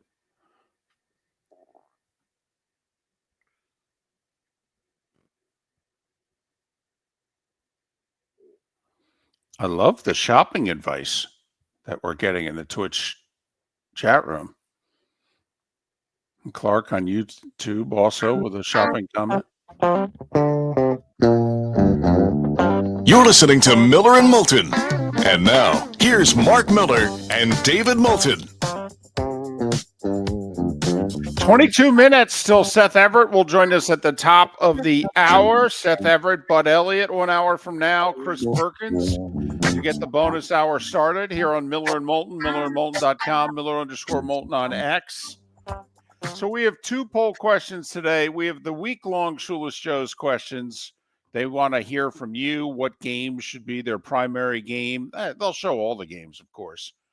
Bell Tower Shops, Fort Myers, Shoeless Joe Sports Cafe, food and drink specials.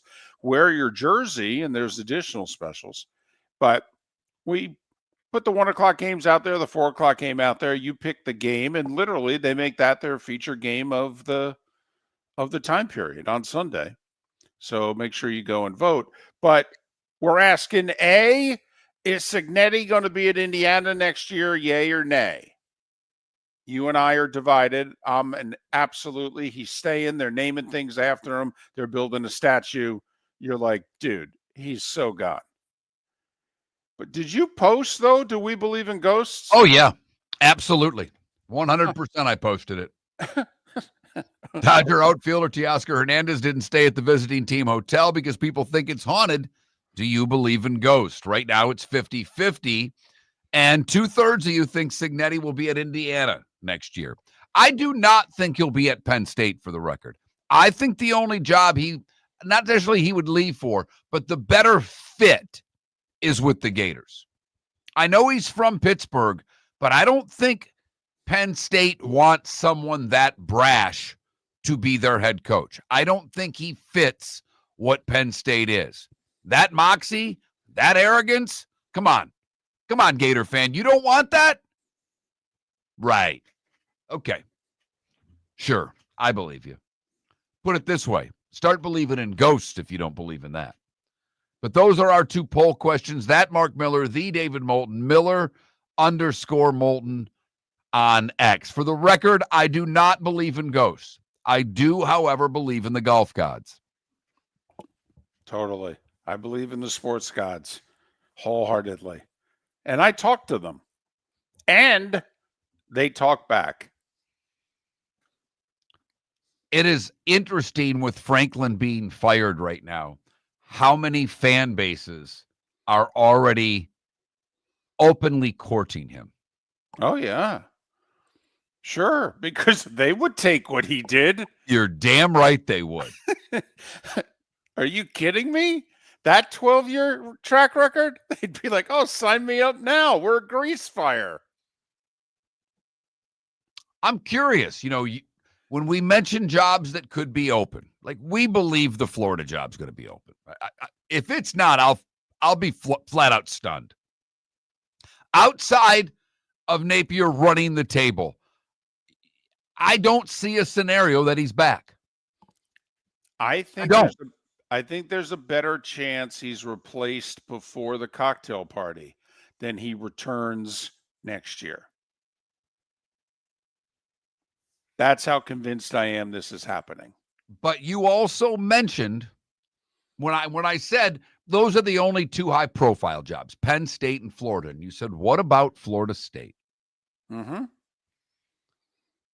Hey, Knowles fan, would you want James Franklin? I'm asking for a friend. Just let me know. 21,000's the text line. I'm curious, Knowles fan. That, to me, that's a fascinating question, David. Right. Because, well, he loses to top 5 teams, which means you may lose to Miami once in a while. But based on recent history, you'd beat Florida. See what I did there, David? I did. Yes. I was wondering which way you were going to thread that needle. So, yeah. The other thing is Franklin would do it a very different way. Franklin recruits high school kids. Now, obviously, he plays in the transfer portal and what have you, but Franklin recruits high school kids. So it would be a very different way than Norvell has done things in Tallahassee here in the last 3 years. And long term, there are many that think that that's still the best way. Yes, you have to go to the portal. Yes, you have to find holes in your roster and replace them with talented kids. But to build a long-term roster and depth, you have to recruit at the high school level. That's what the Buckeyes have done. That's what Georgia did. But Georgia lost a lot of players to the portal. I will say it's college hoop, but Calipari, did you see his comments yesterday? Yes. Basically, if you put yourself in the portal, you're dead to him. Totally. You're done. You're dead to him. Yep. You're not coming back. Nope. The door And he is said, not open. No problem. I've got no problem with people transferring. Right. He even said, I'll put in a good word for you. Okay. But nope. Once you hint at leaving, you gone.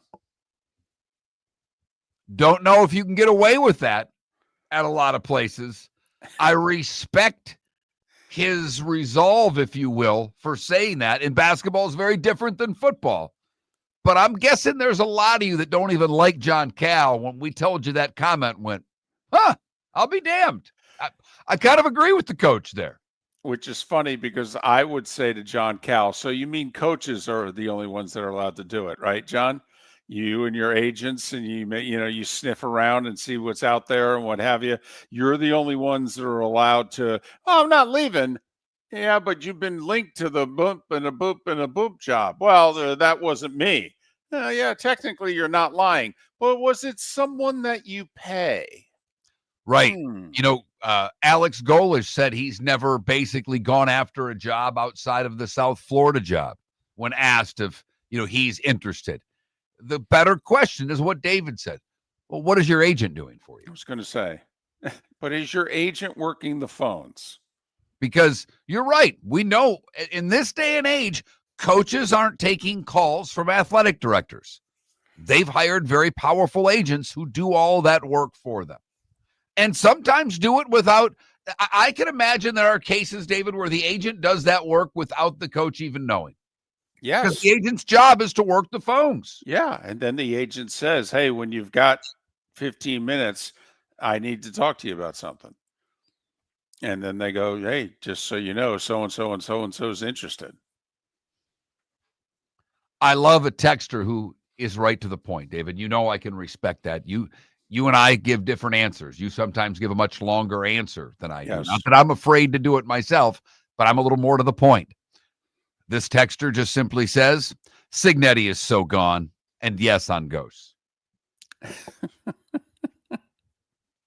21,000 Pelican Roofing of Florida text line. Love to hear your input on any of our poll questions. The complete game in baseball. Vasilevsky lost again, 0-2-1. Yeah, don't know if it's his doing, but yeah, I know. Still looking for his first win. Had a 2-1. They had a 2-1 lead mid-third. Yeah. Are we going to have to change from a Vasilevsky to a Shesterkin? Okay. Even though he's not playing on the greatest team, he may be the best goalie in the league, but his team could be like the 6th worst, and he's propping it up. That seems to be the case, and I think at the end of the day, Tampa will be just fine. Yeah, I think they will. I think they'll be just fine. I mean, someone had sent a text this morning. Are you going to put that E next to Tampa already? Because I put the eliminated from the playoffs next to the Buffalo Sabres after 3 games. No, I'm not putting the E next to the Tampa Bay Lightning. I'll stick with it on the Sabres. I've got no issue with that. Right. We're just betting on track records. And I don't know if you've noticed, sir, but the two franchises have very different track records. That's all. That's all. But Seth Everett, as we referenced hockey, Seth Everett will join us in about 15 minutes' time. All right. Do you know there's only 4 teams with losing records in the NFC? Yeah. All right. 4. There are 12 teams in the NFC that are 500 or above. Have things switched here? Is the NFC suddenly the better conference? Top to bottom, I think it may be. Wow. I mean, I think if you were to, the old power poll, which no one likes to do in the NFL, I still think there are several AFC teams that would be in your top 5, 6. I think the Chiefs would still be there. I think you've got to put Denver there right now. I think the Bills, despite what happened in 2 weeks, I still trust them more than I trust other teams. But the Colts have a great record. They haven't earned anyone's trust yet. And they've beaten some good teams. I mean, they beat Denver. Yeah, needed the officials' help, but yes. Yes, they did. But does anybody trust the Pittsburgh Steelers? Who, by the way, do you know Mike Tomlin's never won a road Thursday night game? How many times has he had one? In division. He's like 0-6 in the division on Thursday nights on the road. They're at Cincinnati Thursday night. Interesting. I have to admit, I was shocked that Tomlin publicly, chastised the Browns for trading him, Flacco, to Cincinnati. Has Tomlin ever made a comment like that? This is his, 18th year? Okay, 19th year? I don't recall Tomlin ever being critical of another team in that way. That's just not how he operates. Right. That was very surprising to me. Okay. We were all surprised that the Browns and Bengals made a trade too. But for Tomlin to say it out loud was a bit surprising. I will say this. We know. We're barely past the 1/3 point. Okay. I get it. I do. But right now, this snapshot in time, how many of us, not just Miller and Moulton, all of us, how many of us had Kansas City, Houston, Cincinnati, and Baltimore in the playoffs? Because none of them would make the playoffs today. Hell, 3 of those 4 are below 500. But you have to be 4-2 right now in both conferences to be a playoff team. It's as simple as that. That's why in the NFC, when you've got what? Chicago, Minnesota, anybody else 3-2, but you've got some winning teams that are out right now in the playoffs. Atlanta 3-2. Nope, not good enough in the NFC. David, I never go to this website until we're usually much closer to halfway through the season, maybe even 3/4 of the way. But right now, the Baltimore Ravens would pick 3rd in the draft. Of the 1-5 teams, they're the only 1-5 team that's considered worse based on the strength of schedule formula that determines draft picks are the Cleveland Browns. The Ravens would draft ahead of the Dolphins, the Saints, and the Titans right now. And yet they're still what, the betting favorite to win the North? They're Pittsburgh's the betting favorite, but Baltimore is the next betting favorite, and it's ridiculously close. There are better or there are worse odds, I guess, more favorable odds to bet the Patriots to win the division than to bet the Ravens to win the division. All I know is right now the Colts and the Bucks are your 1 seeds, are getting the buys in the NFL. In the NFC, the Packers would host the Rams, the Niners would host the Lions, the Eagles would host the Seahawks in first-round playoff games. In the AFC, after the Colts have the bye, the Steelers would host the Broncos. That'd be an interesting game in January in Pittsburgh. Yeah, first one to 11. Right. Chargers host the Jags. LA would be like, well, that's fitting.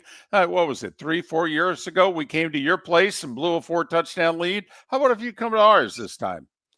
And Patriots would host the Bills. That would be the playoffs right now. No Chiefs in the playoffs. Is the NFL ready for that possibility? Are NFL fans longing for that? Yeah, that ain't going to happen. No, I don't. The Chiefs are making the playoffs. Yeah, it's why, though, that Jacksonville win head-to-head against the Chiefs was so big. I mean, absolutely. It may, if by chance, they end up tied, first tiebreaker would go to the Jags. Just saying. By the way, and we'll have Bud Elliott coming on next hour, but just a couple of things that I've already seen about a pretty good college football Saturday. Georgia Tech, undefeated, on the road, an underdog at Duke. A slight underdog. It's 1.5 points, but they're an underdog. LSU's on the road at Vanderbilt. Vanderbilt's favored by 2.5. I think it's the first time in the modern era Vanderbilt is favored over a ranked team. That is staggering to me. Of all the games on the sheet, that's the one that I looked at and went, Vanderbilt's favored against LSU. It's an 11 a.m. kickoff in Nashville. That used to be a sleepy kickoff. But I don't know. There's a little juice behind that program. Maybe it won't be this time. The LSU fan that's going to the game will not have gone to bed yet. Seth Everett. He's next, Miller and Moulton. Mark Miller for Sleep Treatment Direct. They are helping me with sleep apnea. And by helping me, I mean curing me. No more CPAP machine. No more snoring. No more tossing. No more waking up exhausted. Their expert team got me the right treatment, fast and hassle-free. If you want to feel energized and get rid of your snoring, call Sleep Treatment Direct today. 444-1741. That's 239-444-1741. Sleep Treatment Direct. Sleep safe and sound. Let's talk the big differences between Floor Meisters and the big box store that sells flooring. Floor Meisters is family owned. They do flooring, not doors, nuts and bolts, or weed killer. They specialize in it. They know it. Floormeisters backs their installer. So if there's ever an issue, good chance the boss, TJ, will come out and make it right. Floormeister's prices beat the box stores every day of the week. When you think flooring, think Floormeisters in Naples. Floormeisters.com. Real people, real prices, real quality selection. The Floormeisters, just keeping it real. American Paint Supplies, celebrating 30 years in Naples, is proud to be the exclusive Farrow & Ball dealer in Southwest Florida. The best thing to come from the UK since the Beatles, Farrow & Ball has the colors and paints at American Paint Supplies. See why all the designers and painters choose Farrow & Ball. For 30 years, American Paint Supplies provides the perfect pairing of service and expertise on 6100 Shirley Street in Naples off of Pine Ridge or online at AmericanPaintSupplies.net. American Paint Supplies is your one-stop shop for all your coating needs. Got a cracked window or foggy glass? Don't wait for the next storm to make it worse. Your local Glass Doctor Home and Business is just down the road and ready to help. From leaky frames to shattered panes, we've got the tools and the know-how to get your home or business storm ready. With flexible scheduling and our done right promise, you'll be in good hands. So before or after the weather hits, call your neighbors at Glass Doctor. Glass Doctor, Glass Doctor.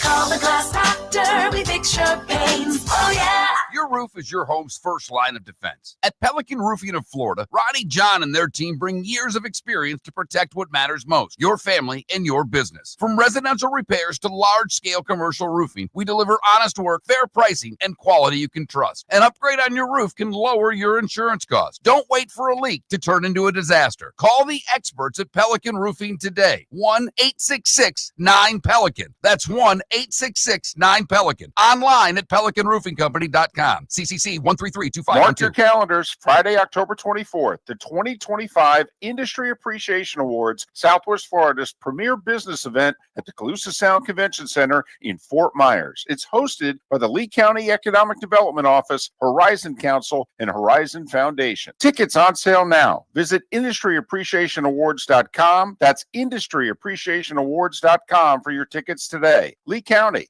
building a better community through business, sports, and tourism. This is Miller and Moulton.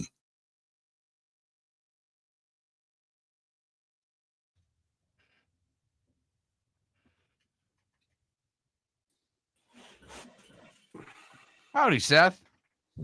Greetings, boys. How's it Since going, we're man? on video, I just want to say how happy I am that this fits. Nice. Nice.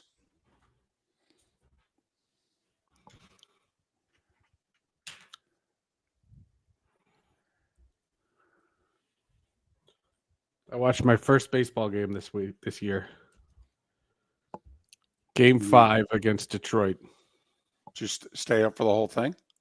No, went to sleep in like the 12th inning. Now, hold on. Did you go to sleep or fall asleep? Fall asleep. Okay. Fell asleep on the couch and then it was over. But yeah, my hot neighbor came over and she wanted to watch it.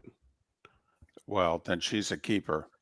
Yeah, You may have to spend more time with her. You want to share a bottle of wine and watch Mariners Tigers? I said, I like the first half, sure. But then Scooble had 13 strikeouts in 5 innings. And you know, my thing is no strategy, no, and swinging and missing. And that's all it was. And I was just like, yikes. Yeah, but your really hot friend was over with a bottle of wine. Who cared? What we did was Fubo has picture-in-picture, and she's a huge tennis fan. That's how we kind of started hanging out. We watched the U.S. Open together. We watched the semifinals of the Wuhan Open in picture-in-picture while that game was going on. Listen, I don't want to say that maybe you're a little different the last time you were out on the open market, but you just described your Friday night. I know. All right. Just want to make Wuhan sure. Open. Right. Yep. Picture-in-picture, baseball and tennis and a bottle of wine. You know it, baby. Yep. It was perfect. It was perfect. It was perfect.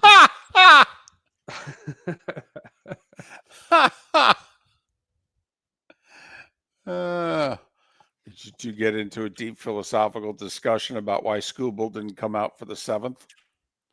No, the only time we got it, we really talked about. We told a lot of Seattle stories. She kept asking me about some of the stuff because the last time they were in the ALCS, I covered it. 0-1, right? Yeah. So, so we were telling that, and we were talking about that. But then when they got the leadoff runner on second, I guess it was the 11th inning or 12th inning, one of the extra innings, they got the leadoff man on second. And their 9th place hitter couldn't even try to bunt him over so that a fly ball wins the game. And just this again with the swinging and missing and swinging and miss. And I just was like, they're not even trying. Come on. You have to hit a ground ball. Get the runner to third. What game is this? I know. Seth, you can't bring us down on baseball right now. There was a complete game pitched yesterday. For the first time in 8 years in the postseason, a manager didn't blow it the way AJ Hinch blows it with Scooble. And you know what they did? They gave him a contract extension. Yeah. What a joke. No Bud, by the way. He just texted something. He's got flight issues, he says. He says, I'm really sorry. Was he joining you from the plane? I don't know where. Okay, don't know what's going on, but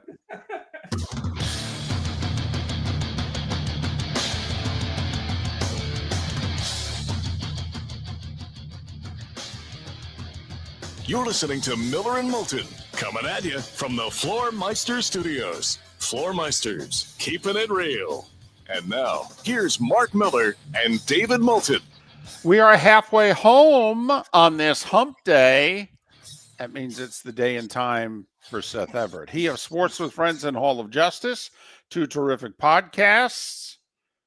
You can follow Seth on X at Seth_Everett.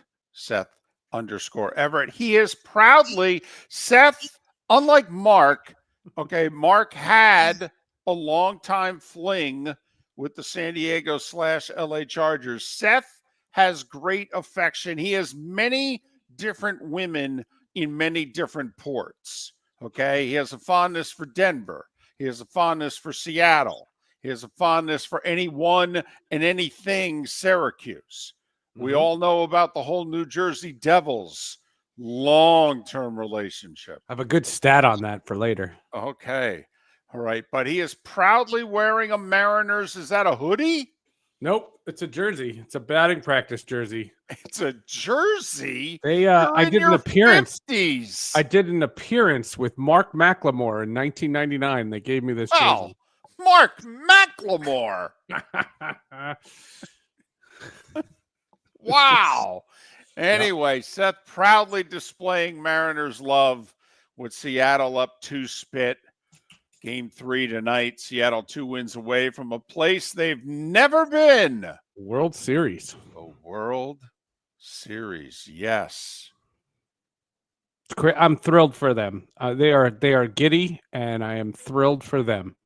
They are so happy, and so many people that I have seen my Facebook feed, because I'm friendly with, front office people that have been in there, marketing people that have been there for 20 years, have always wanted to get to this moment. I'm thrilled for them. Good for them.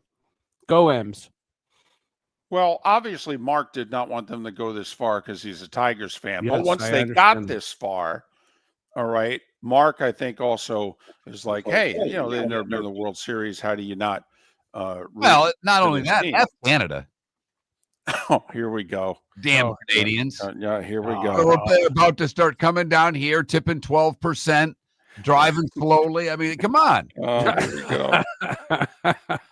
Here we go. He's still also, the whole, what was it called last year? It wasn't the Canada Cup. What was it? No, the Four Nations. Four Nations. Still angry about the overtime goal. Yeah. Okay. Can't leave McDavid open in the slot. I don't know what Have to tell the Kachuk you. brothers done another interview? Both on the damn IR. Yeah, they are. Yeah, we don't know if they'll be ready for at least so one. You of want them. my stat? You want it ready? Is this the Devils and Rangers have the same amount of home goals.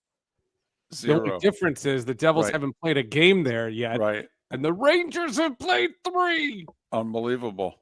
Ah, Never how been fun done is in that?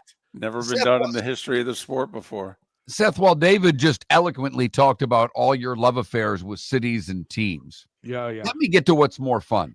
Yeah. I know the Rangers are at the top of the list, Oh, but by who a are your top 5 teams that you want to lose always? That I want to lose. I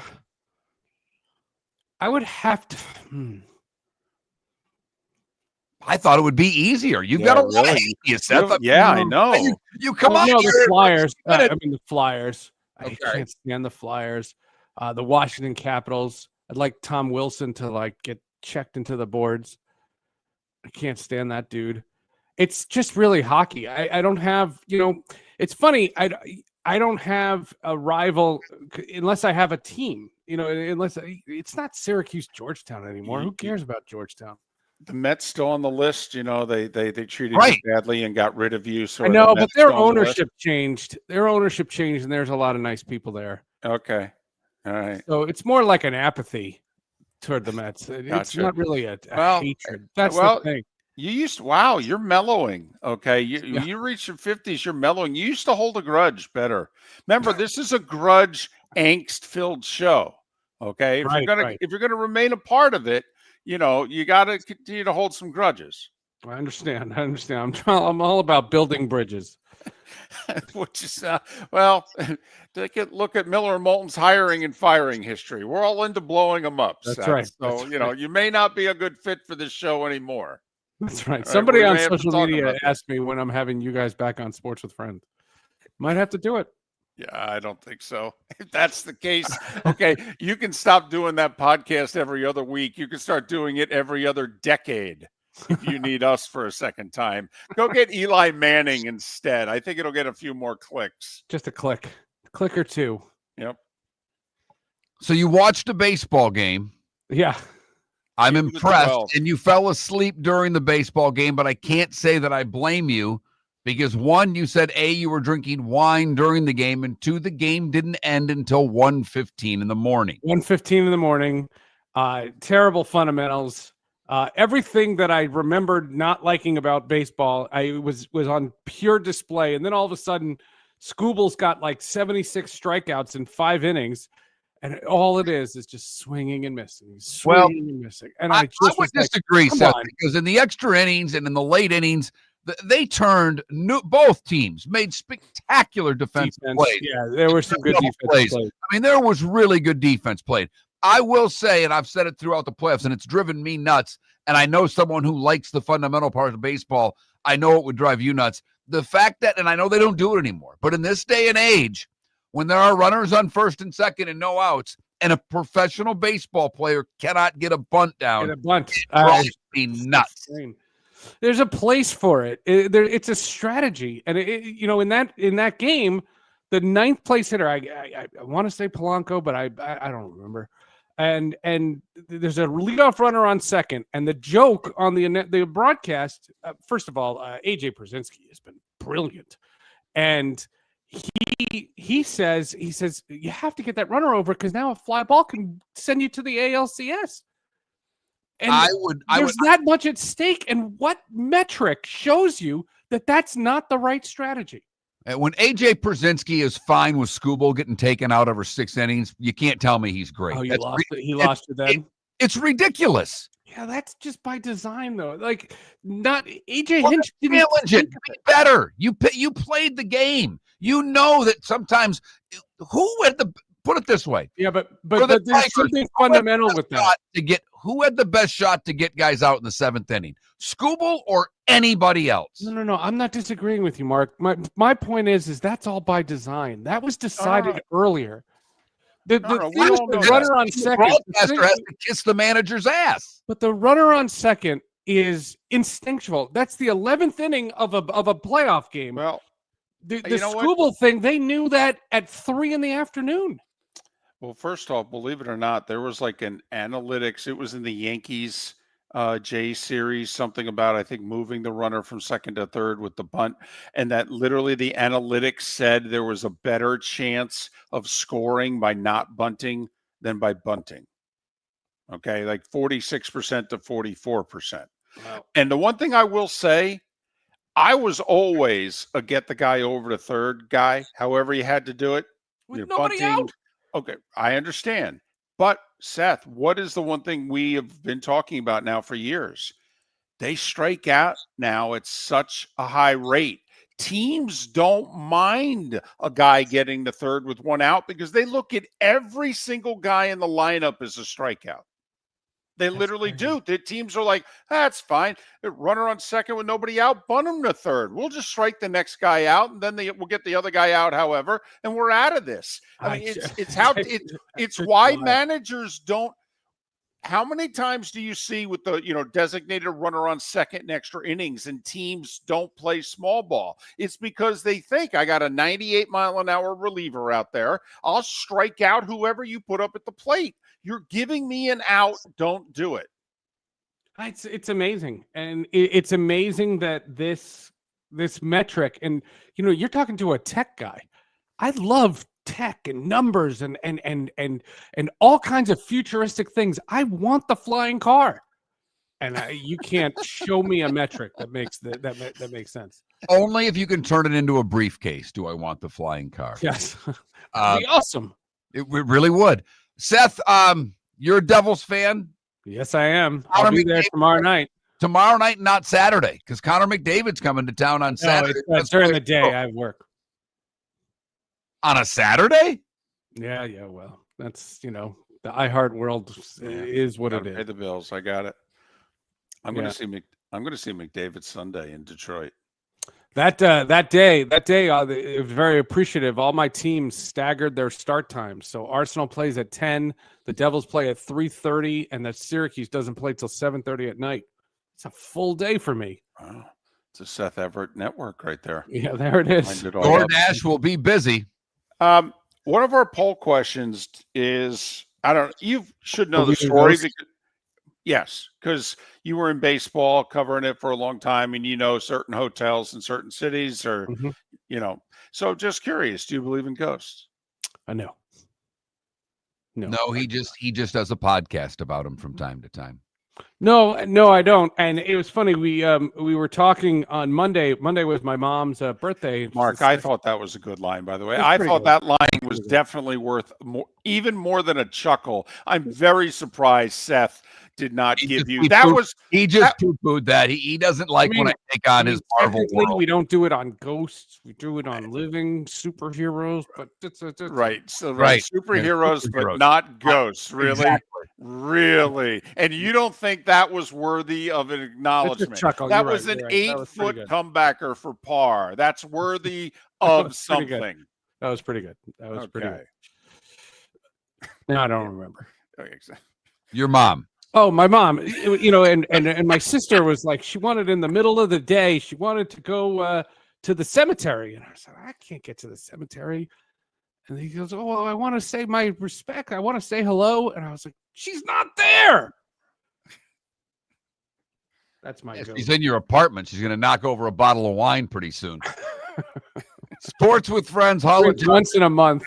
Yes, exactly. What are you doing this week? Where are you working and who's on it? Oh, I got your boy, Wyshynski is on.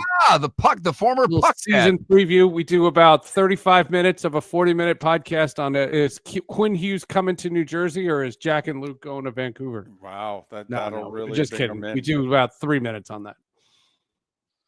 Well, so it'll be about 38 of you, downloading Sports with Friends this week. No, people love Wyshynski when we have him on the show. He's a great guest. We get great feedback with Wyshynski. Seth Everett, Sports with Friends, Hall of Justice, proudly rooting for the Mariners, one of his many loves in life, joining us here on Miller and Moulton.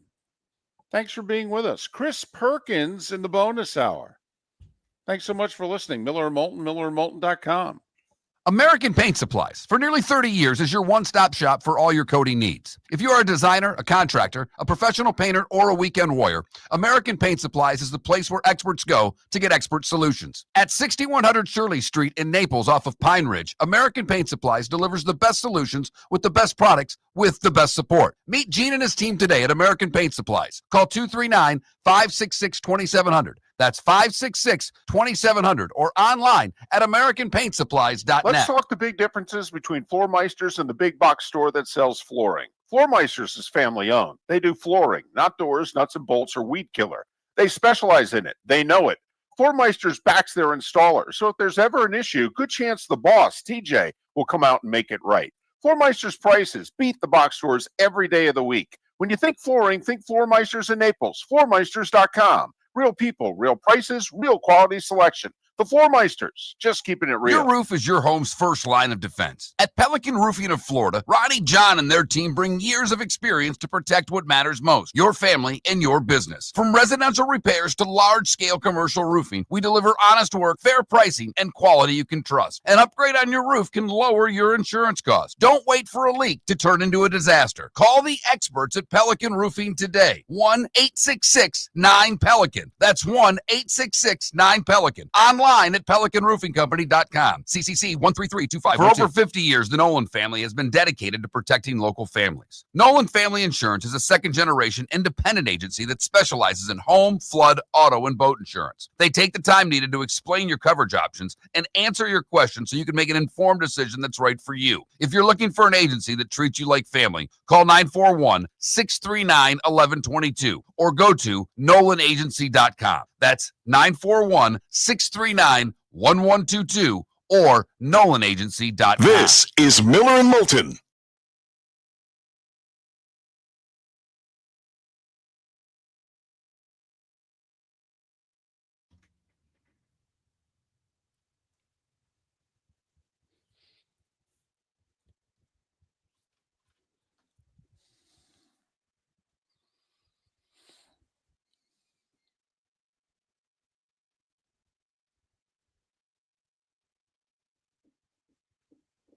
Thank you for appreciating that line. That was he just poo-pooed that in a nanosecond. That's absurd. That's at least an 8-foot comebacker for par.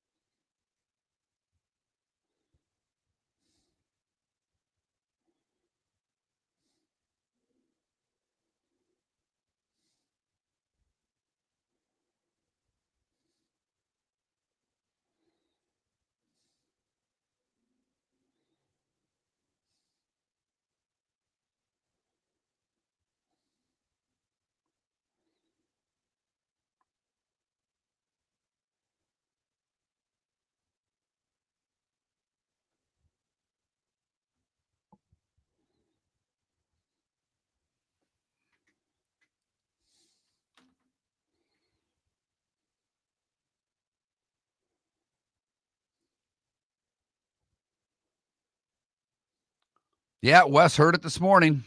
Every once in a while, they put some facts out there.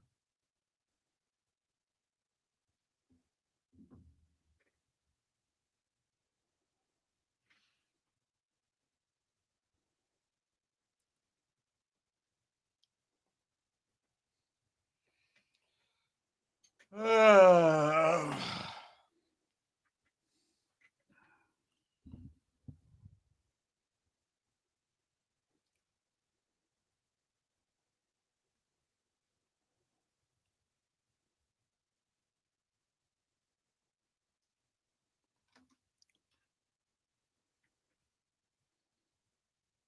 was the worst loss this past week?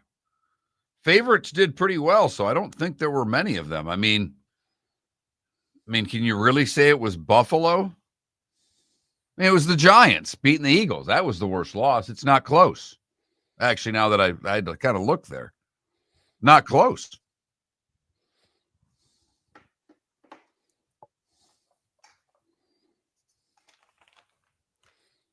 I mean, if I were to rank them after that, I would say the Cowboys losing to Carolina or Washington losing to Chicago.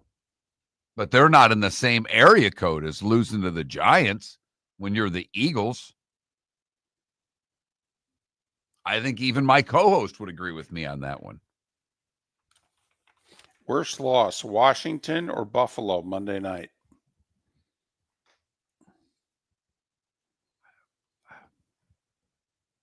I guess Buffalo because of what we think of them. By spread, it was Washington. They were a 2-point bigger favorite than Buffalo was. Well, in Washington did more to, what the game away than, Buffalo got beat. Yes, from the they word did. go. They got whooped.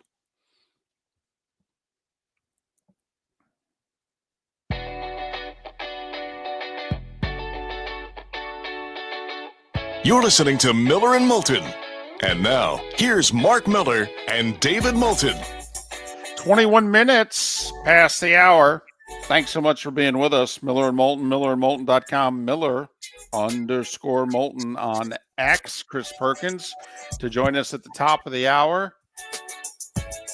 Bud Elliott got caught on a plane or something going on with Bud. He apologizes. He likes doing our show. All right. It's the first time, I think, in the years that we've had Bud on regularly that, moments before his weekly appearance, he would go, "Hey, man, can't do it." So something's going on with Bud and his travels. That's what happens. You become big time. You dealing with plane in the middle of the week when you're dealing with airlines. That's when you've reached a whole different level of media world. That's who we're dealing with now, Mark. This isn't some guy working out of his office in Fort Myers or Orlando. He's traveling the country now. Hey, what happens? Level of guest. With the amount of money that we pay our guests, I'm stunned that this ever happens. Got a couple of poll questions up today. One is because Dodger outfield Teoscar Hernandez didn't stay in the visiting home hotel because people think it's haunted. It wasn't his choice. His wife traveled with him to the playoffs. She wouldn't stay there. But we asked, do you believe in ghosts? And David, right now, yes is beating no. I thought this would be like 90-10 in the no's. It's right now 52-48 in the yes category. Nice. I like it. I love good poll questions. And then will Kurt Cignetti be the coach of Indiana next year? And right now, 68% of you agree with one David Moulton. I'm shocked. And say yes. I'm shocked. And my answer was no. But I also said that not if Florida has their way. And Jed responded to my post on X by saying he won't be in Florida unless it's Tallahassee. And I engaged because you know me, David, whether it's a text or a post, I want to respond to the people who are asking the questions. I've always been that way. 19 years plus of doing a show. You know me, quick to respond to everyone. Sorry, I had to wait and see if the bolt of lightning came down and struck me after that. That's what the pause was for. I was wondering. I thought that's what it was. I just didn't want to say it out loud.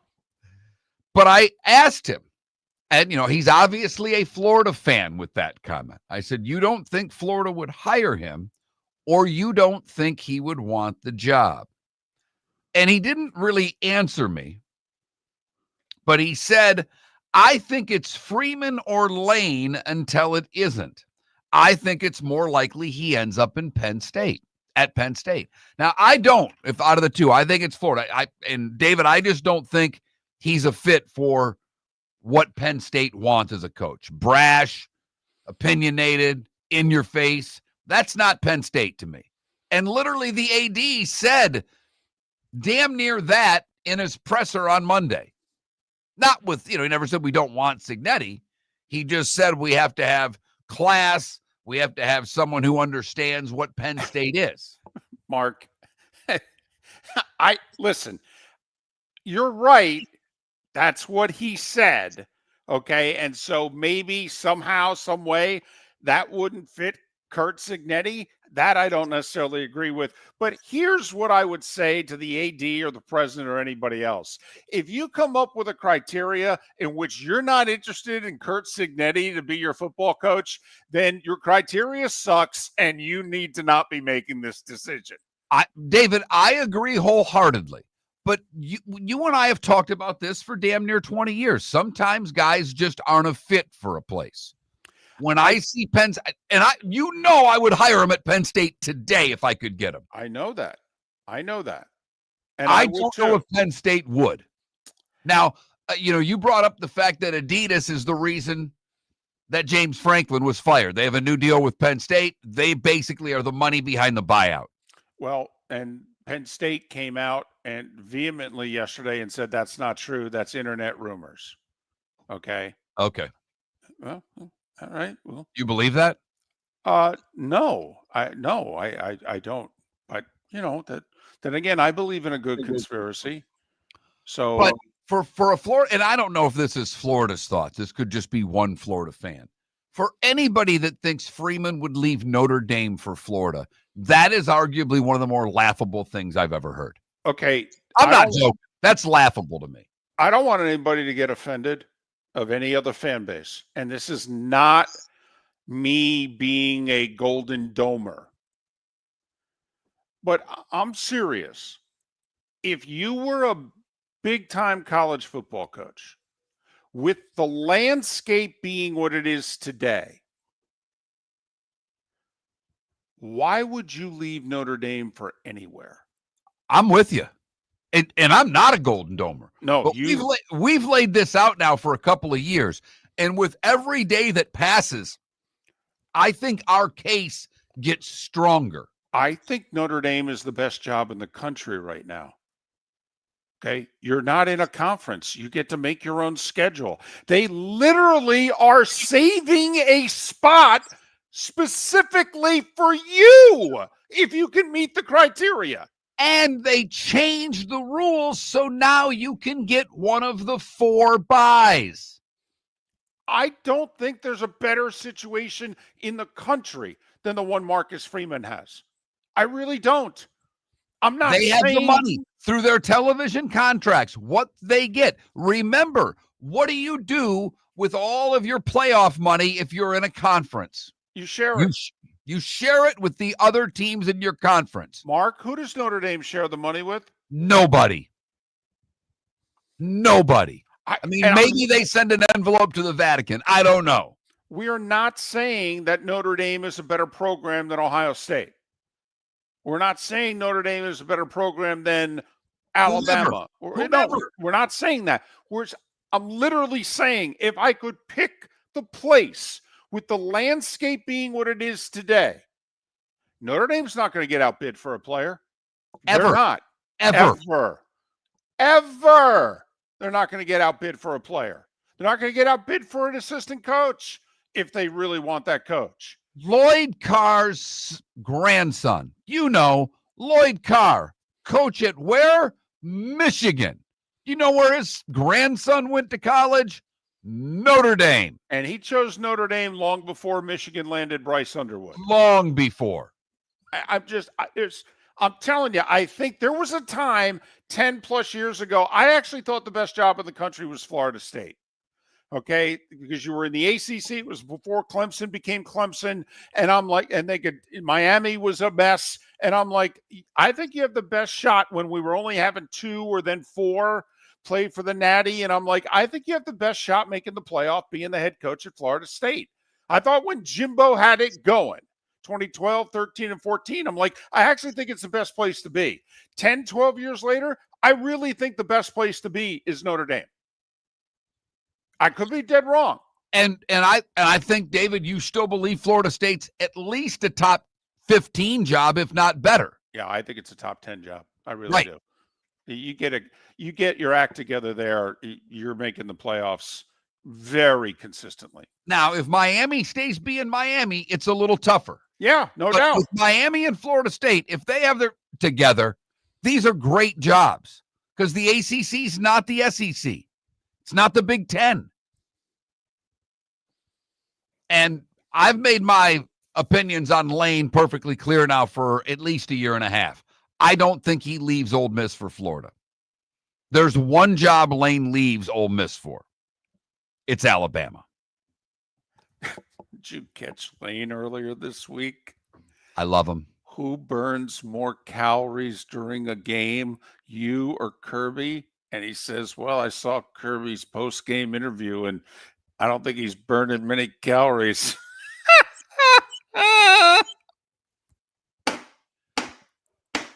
Love him.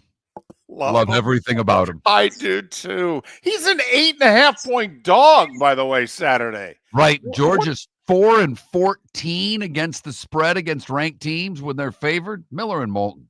Your roof is your home's first line of defense. At Pelican Roofing of Florida, Ronnie John and their team bring years of experience to protect what matters most, your family and your business. From residential repairs to large-scale commercial roofing, we deliver honest work, fair pricing, and quality you can trust. An upgrade on your roof can lower your insurance costs. Don't wait for a leak to turn into a disaster. Call the experts at Pelican Roofing today. 1-866-9-PELICAN. That's 1-866-9-PELICAN. Online at pelicanroofingcompany.com. CCC 1332512. This year during Thanksgiving week, Fort Myers takes the national stage, hosting not 1 but 2 elite women's college basketball tournaments, the Fort Myers Tip-Off and Coconut Hoops, both featuring Power 4 teams and nationally ranked programs. Few places in the country can showcase this level of talent. We're proud that Fort Myers is one of them. Don't miss your chance. For tickets, go to visitfortmyers.com/basketball. Lee County, building a better community through business, sports, and tourism. Let's talk the big differences between Floormeisters and the big box store that sells flooring. Floormeisters is family owned. They do flooring, not doors, nuts and bolts, or weed killer. They specialize in it. They know it. Floormeisters backs their installer, so if there's ever an issue, good chance the boss, TJ, will come out and make it right. Floormeisters prices beat the box stores every day of the week. When you think flooring, think Floormeisters in Naples. Floormeisters.com. Real people, real prices, real quality selection. The Floormeisters, just keeping it real. Mark Miller for Sleep Treatment Direct. They are helping me with sleep apnea. And by helping me, I mean curing me. No more CPAP machine. No more snoring. No more tossing. No more waking up exhausted. Their expert team got me the right treatment, fast and hassle-free. If you want to feel energized and get rid of your snoring, call Sleep Treatment Direct today. 444-1741. That's 239-444-1741. Sleep Treatment Direct. Sleep safe and sound. This is Miller and Moulton.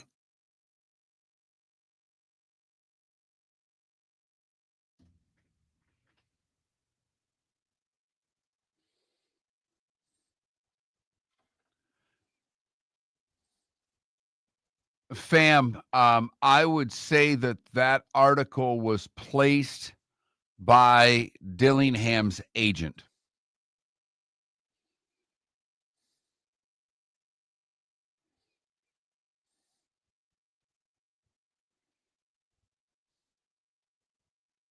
Could be wrong. That's just my thoughts because I'm with you. I don't think the Arizona State coach has any shot to get the Penn State job. But if it's in a Tempe paper, to me, it was planted by someone that wants to get him a raise to stay there.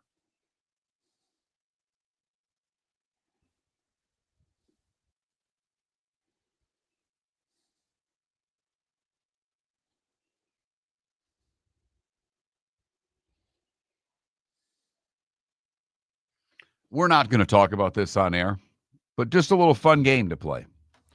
Which NBA team has the highest payroll entering the season?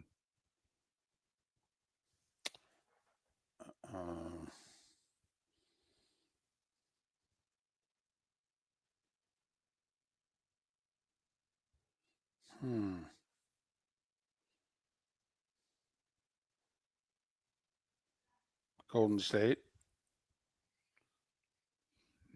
I want to see who they are. Let me get that's the wrong answer. Oh, good gracious. I'm accessing the article so I can get all of it.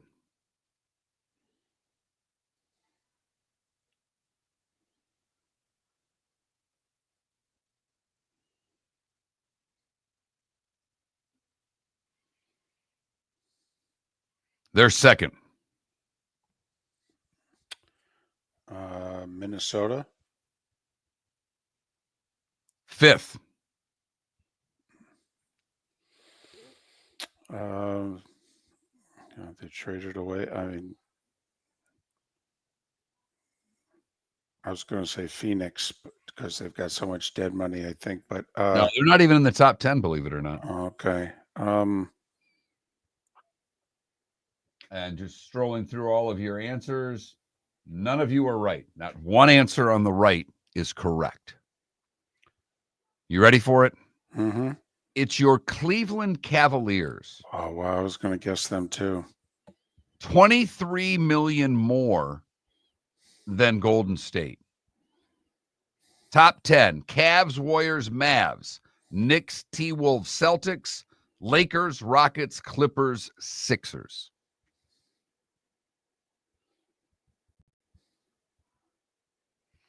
Only second apron violator are the Cavs, and they have a 163.8 tax penalty. So their total bill on 228 million, it'll be 392 million. They gave max deals to Mitchell and Mobley, is why. Mm-hmm. And they hit the books. So that's just for what it's worth.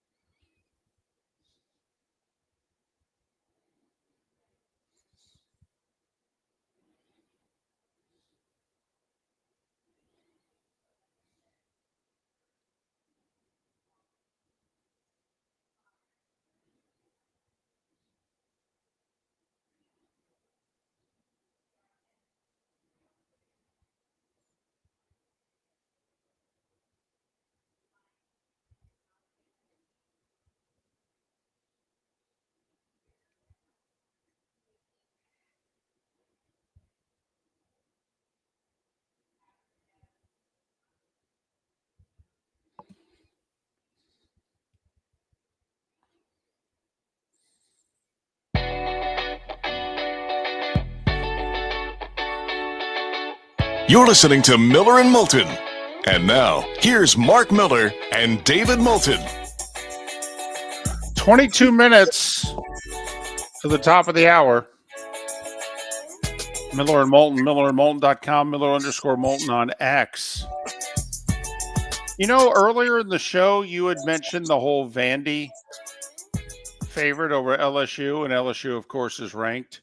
This is the first time since 1977 that, since they've been keeping stats like this and what have you. First time Vandy favored over a ranked team. So nearly 50 years, it had never happened before. So just one of those statistical. How do you not take LSU in the points? Just saying. I don't have any inside knowledge. I mean, I've talked to a couple people, but I don't know this to be fact, but can I make a prediction? Billy Napier is going to get fired Sunday. I think it's happening. And I do think that Penn State moving on James Franklin got some money people at Florida to say, you know what, enough's enough. You had the disheartening performance losing to A&M. You know, even though A&M's undefeated and ranked in the top 10, most people don't view A&M that way. And the performance against A&M was considered, you know, worse of a performance than as good as the performance was against Texas. Mark, I just think this is a gut call. Obviously, I got a big gut, but it can still be wrong as it is often. I got a gut feeling. There's a little bit of smoke. There's noise in the system, and I'm not talking about fans on blogs. I think something is happening in Gainesville. And I think they're going to act on it before he can save the season again. I think they've just decided after 3.5 years, he ain't the guy.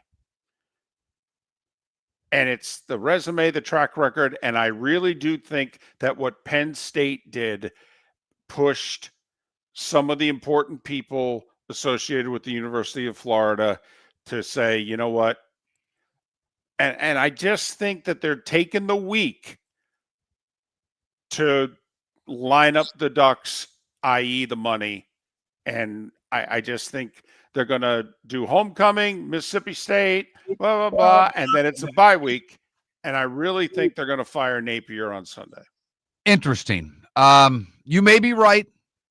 I do think that your rationale behind it is exact, because now money people look at it and go, we're already behind Penn State in finding our next coach.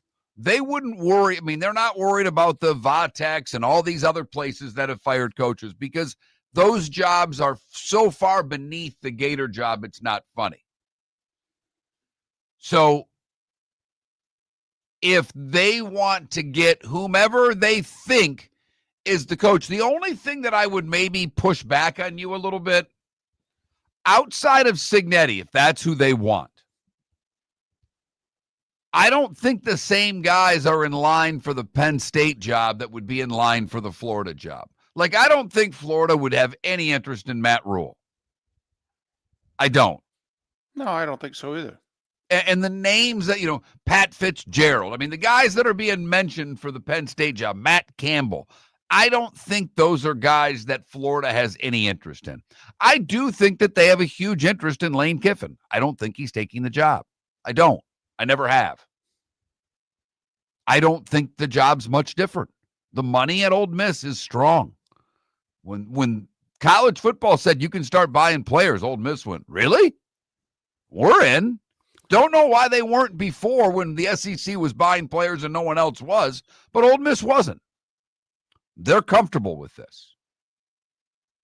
Talked with someone who's a Georgia Tech season ticket holder and a small booster, and I said, what's the deal with Brent Key? I go, because I'd want him, and I think a lot of people would want him. And he said, it's our understanding. He's a Georgia Tech alum, by the way. And he said, I think the only job he'd really leave for is Alabama. He thinks he can do it here, and we may make the playoff this year. And I'm like, okay. Because, like, if I'm Florida, Brent Key would interest the hell out of me. Right. All right. So, but it's, once again, the landscape has changed because now it's about money. I mean, think of the advantages. Sometimes I know I can sound naive and myopic, but why can't you win big at Georgia Tech? It's Atlanta, for goodness sakes. Do you know the talent that's within an hour circle of you? All right. Georgia Tech's got obscene amounts of money. They just chose not to spend it before. Are there any more Fortune 500 companies, okay, south of the Mason-Dixon line than in Atlanta, Georgia? Okay, money is not a problem. It was commitment. Georgia Tech was not in. Georgia Tech, by all accounts, is now in. You know, they just went and spent the money for a lineman last year. I mean, they got a guy who was looking at the Alabamas and the Oregons and the Georgias of the world, and he chose Georgia Tech. That was significant. That's when you go, wait a minute, what's going on here? Why can't you win at Georgia Tech? I'm not talking about, they split a natty 35 years ago, but seriously, in the modern, I mean, Atlanta's a pretty good place to recruit money and players out of. It really is. I will say the only negative that I would throw it back at you is that they're like Notre Dame in this regard. They're not Stanford, where you actually have to take classes like everybody else.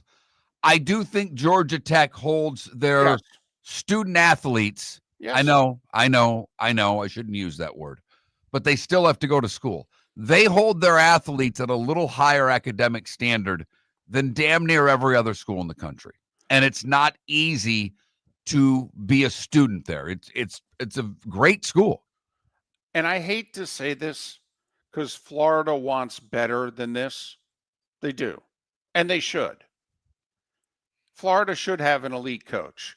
I don't off the top of my head know who the right fit is today. All right. Give me a little bit of time. But let's be brutally honest. Can Florida hire somebody worse than Billy Napier? Seriously. They've got their NIL situation pretty much straightened out now. Okay. The roster's not a bad roster now. Okay. Billy's a terrible game day coach, and he's a stubborn and not as good as he thinks he is offensive coordinator. Can Florida really do worse than Billy Napier? And at this point, if DJ Lagway walks out the door, you drive him to the airport.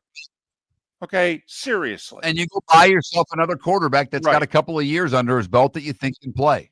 So that's another reason why who's going to be the coach. To be brutally honest with you, okay, if they're remotely competent, they can't do a worse job than Napier. Napier has rebuilt the foundation, okay, and it was cracked under Moulton. Okay, when they fired Dan, Florida was in a bad spot foundationally. But it's been largely fixed. It's a good roster. And the foundation's been fixed. Anybody would be better from this point forward than Billy Napier. So, yeah, I'm with you. You know, and I know you don't want to hear it, Florida fan, but Shane Beamer in South Carolina would be better than what you have now. Oh, please. I know you set your expectations far higher than that, but he can coach. Please. He's done a lot with a little. Oh, my goodness, South Carolina. If I'm a Florida guy, I'd be like, please, South Carolina, be that stupid. Be that stupid to hold one of the toughest schedules in modern day football against Shane Beamer. Okay, after his quarterback gets hurt, please hold it against him. By the way, just looking at some lines this week, Notre Dame, a near 10-point favorite against USC. Yeah. Penn State, after everything that's happened, they're an underdog at Iowa. We already mentioned the Georgia game. The Dogs are an 8.5-point favorite, 7.5-point favorite over Ole Miss. There are a lot of games that I've kind of looked at and went, wow, I'll be damned. All right, I'm going to make you the AD of all these schools that I'm going to mention. And the question is a simple one.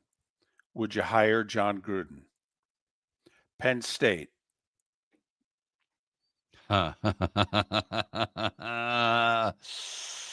Probably not. Arkansas. Yes. Wisconsin. Yes.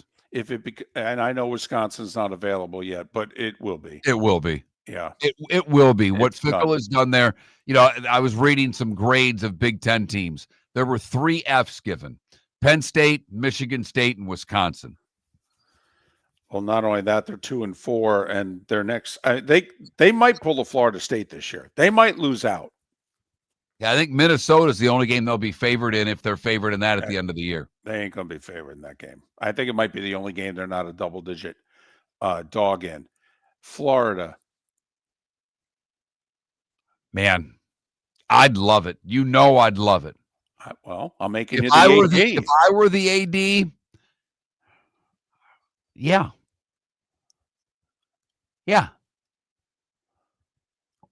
Virginia Tech. Absolutely. Michigan State. Please. I beg of you. And I know Michigan State's not open yet. I know Wisconsin, Michigan State, and Florida are not yet open. I'm betting that 2 of the 3 will definitely be open. I'm unsure about Michigan State. It's $30 million. That's a lot of money there. And someone's got to is. step up and pay it. And they just got done having to pay off Tucker. So it's not for sure. And they've not fully invested in football there. They're not.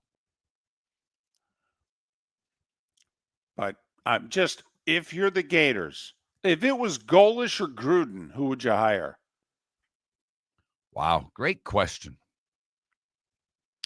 I'd hire Golish. I don't think Florida will. I don't think after Napier, they can reach outside of a Power 4 coach. Current Power, if they get a coach that's not a current Power 4 coach, I don't think that you can do that at Florida. I don't. And I don't think that they will. I could be wrong. I get it. The family, they could stay in Tampa. He's just moving up the road an hour and a half. But I just don't think. No, I don't disagree. I don't disagree. And I think to pay the $20 million to have Billy leave and the whole Sunbelt Billy thing, Mark, I agree with you. I think they're going to go and grab a coach that is currently at a higher level. I agree with you. Okay. I'm just wondering, would you roll the dice on Gruden? Because obviously it's a huge risk. He's never done this in college before. And even though college has never been more like the NFL than it is right now. Okay. And as someone mentioned in our Twitch chat room, and I'm sure everybody was thinking this as I brought it up, is Belichick hurting Gruden to get a college job? Or do you just say, no, that's just Belichick, he's an idiot, when it comes to how he's handling North Carolina? It's a huge risk. He's never done it before. No, and I don't think a big boy school is going to take that chance. But if I'm Arkansas, if I'm Michigan State, if I'm Virginia Tech, I've got to consider it, David. But you're right. The Belichick thing's killing Gruden. If you're Florida, would you consider Pat Fitzgerald? I would. There are people that have been texting the show today. There have been several that have said, would Florida consider James Franklin? I don't think so. Which is funny because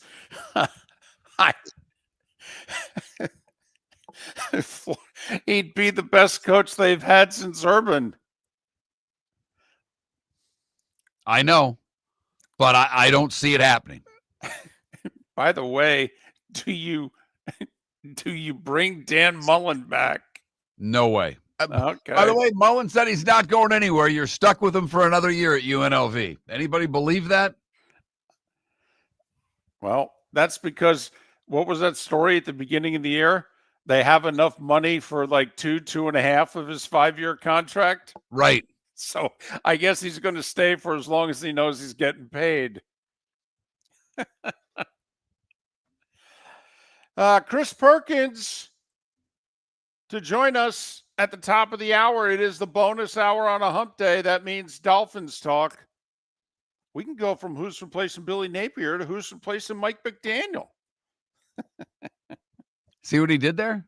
Huh? See what he did? Pretty Miller and Moulton. today. The bonus hour is next, and we lead it off with Chris Perkins. Thanks for listening.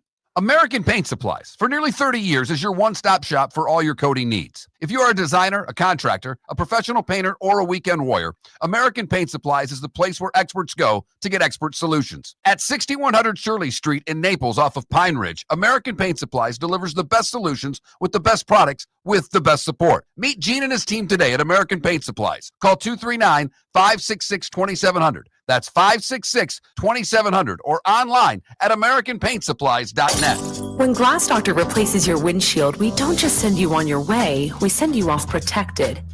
Your local Glass Doctor includes the industry's only 12-month windshield protection plan at no extra cost. That means unlimited chip repairs and even a one-time replacement if needed. High-quality service backed by real peace of mind, right here in your neighborhood. Glass Doctor, Glass Doctor. Call the Glass Doctor, we fix your pains. Oh, yeah. Exclusions apply. See your local Glass Doctor for details. Your roof is your home's first line of defense. At Pelican Roofing of Florida, Ronnie, John, and their team bring years of experience to protect what matters most, your family and your business. From residential repairs to large-scale commercial roofing, we deliver honest work, fair pricing, and quality you can trust. An upgrade on your roof can lower your insurance costs. Don't wait for a leak to turn into a disaster. Call the experts at Pelican Roofing today. 1-866-9-PELICAN. That's 1-866-9-PELICAN. Online at PelicanRoofingCompany.com. CCC 1332512. Let's talk the big differences between Floor Meisters and the big box store that sells flooring. Floor Meisters is family owned. They do flooring, not doors, nuts and bolts, or weed killer. They specialize in it. They know it. Floor Meisters backs their installer, so if there's ever an issue, good chance the boss, TJ, will come out and make it right. Floor Meisters prices beat the box stores every day of the week. When you think flooring, think Floor Meisters in Naples. FloorMeisters.com. Real people, real prices, real quality selection. The Floor Meisters, just keeping it real. The Cape Coral Police Department is growing, and they want you to be a part of it. They're hiring new officers. Starting pay is between $74,000 and $90,000, depending on your experience. And with a $10,000 hiring bonus, you could be making $100,000. Enjoy paid holidays, off-duty details, plenty of OT opportunities. They're also hiring dispatchers and professional staff. So go to CapeCops.com. CapeCops.com. Be brave, be best, be Cape. Football season is back, and celebrate your game day with Jimmy the Beef Guy. We're talking tender, juicy Chicago beef sandwiches. Whether your party's for 10, 100, or 200, bring game day to your house with Jimmy the Beef Guy. The catering packages come with the beef, the gravy, the peppers, the bread, everything you need. 2 convenient locations, Fort Myers and Bonita Springs. Skip the ordinary and bring the beef. Jimmy the Beef Guy, Chicago flavor, Southwest Florida style. Call today or visit jimmythebeefguy.com. Tell him Miller and Moulton. This is Miller and Moulton.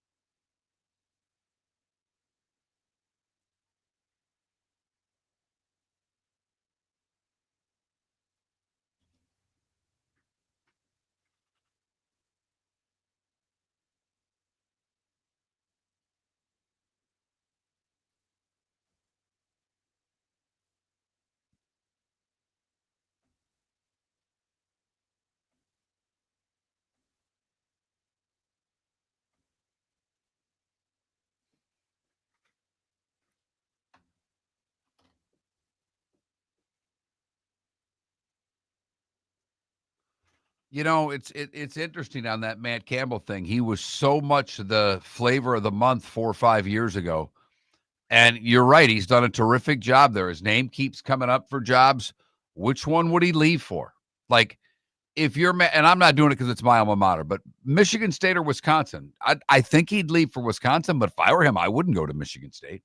They're not committed to football. But I would go to Wisconsin.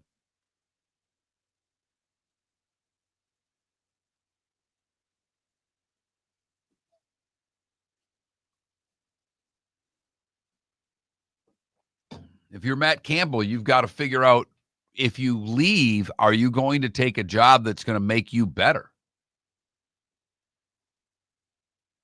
Interesting. I don't know. I wouldn't leave Iowa State for Arkansas because I don't think you can win at Arkansas, fam. I don't. Like, I think your high end at Arkansas is an 8-win season. I really do.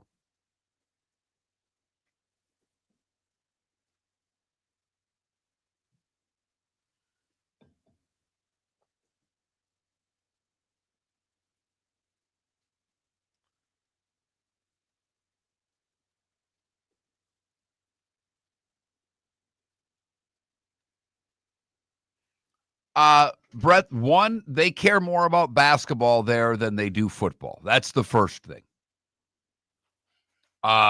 They have money, location's the other, but they're not committed to football. And when you look at the SEC, just be as optimistic as you can be. What's the best Arkansas can be year in and year out in that conference? Hey, do you want to pound out the promo? We don't have time. Not now. I meant, do you want to do it during the hour or?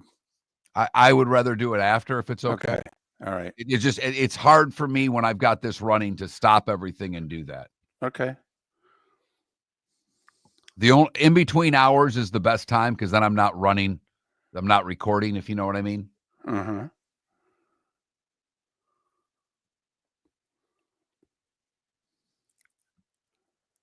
Huh. Yeah, no way he's going from Iowa State to Iowa. I agree with you there, fam. But I think Arkansas at best is a step sideways, and I mean, where do you have a better shot to go to the playoff? Iowa State or Arkansas? Iowa State. It's not RCB, we just talked about Brent Key. We did 3 minutes on Brent Key.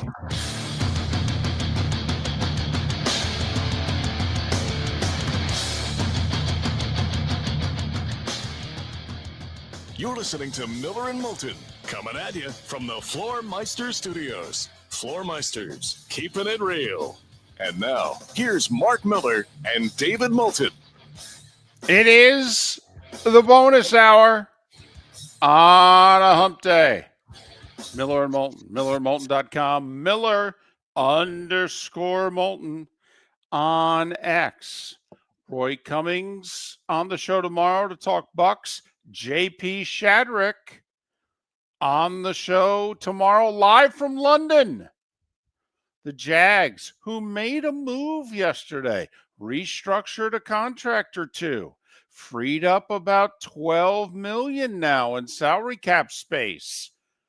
Whispers that the Jags are going to be active over the course of the next 20 days.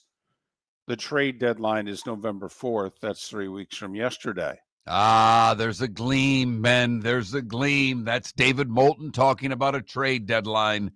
No one wants more activity in the NFL than one David Moulton. Well, you tell me what a Max Crosby would do for the Tampa Bay Bucks. Under contract, by the way, for many years. This isn't a rental. Trey Hendrickson's a rental. Okay, if you're the Jags, and that's the guy that people think they freed up the money for.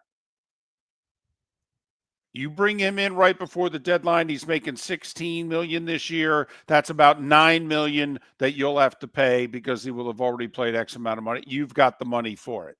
Also, because he's a rental, you probably give up a third-round pick. Well, the Jags have no problem giving up draft picks. They don't have their first-round pick in next year's draft. To get a talent like that, who cares what the draft compensation is? So if you can send a third-round pick to Cincinnati and take $9-10 million off their bottom line for the rest of the year, a season that looks as if it's going nowhere, they won't trade him right now. Okay, they're going to give it 2-3 more games and see whether or not they can salvage this season. But if they keep losing, you don't think guys are available? And by the way, they could be available as soon as Friday. I mean, you know, the Thursday game for Cincinnati gives you 3 more days to negotiate with the Bengals because if they lose against Pittsburgh, it's over. It's over. Any chance they have to win Thursday night at home. Agreed. And then if you're the Bengals, you may want to trade him before he gets hurt, and because he did kind of get banged up on Sunday. So, but I'm serious. If you're the Tampa Bay Bucks, I mean, you're going to be drafted in the mid-20s. You got to be, even if you get bounced in the first round of the playoffs, the early 20s. Okay, you wouldn't give up. I'm being as serious as I can be. You wouldn't give up a first-round pick for Max Crosby? Done. How about Under a 1 contract? How Done. about a 1 and a 3? I mean, seriously. I don't know if you have to, but I would. I would. I'd do it yesterday. Now, I don't know if they can fit Crosby under the cap. I think it might be an issue. They might have to renegotiate a bunch of things here. They might have to go to Baker and say, we got to turn this into a, this and, and Baker would be like, fine, I'm underpaid. Okay. We could renegotiate this contract on the fly.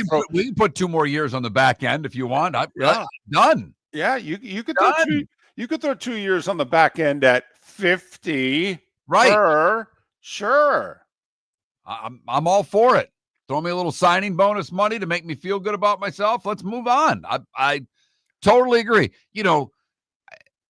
T. Higgins and I know they just paid him, but if they're cheap.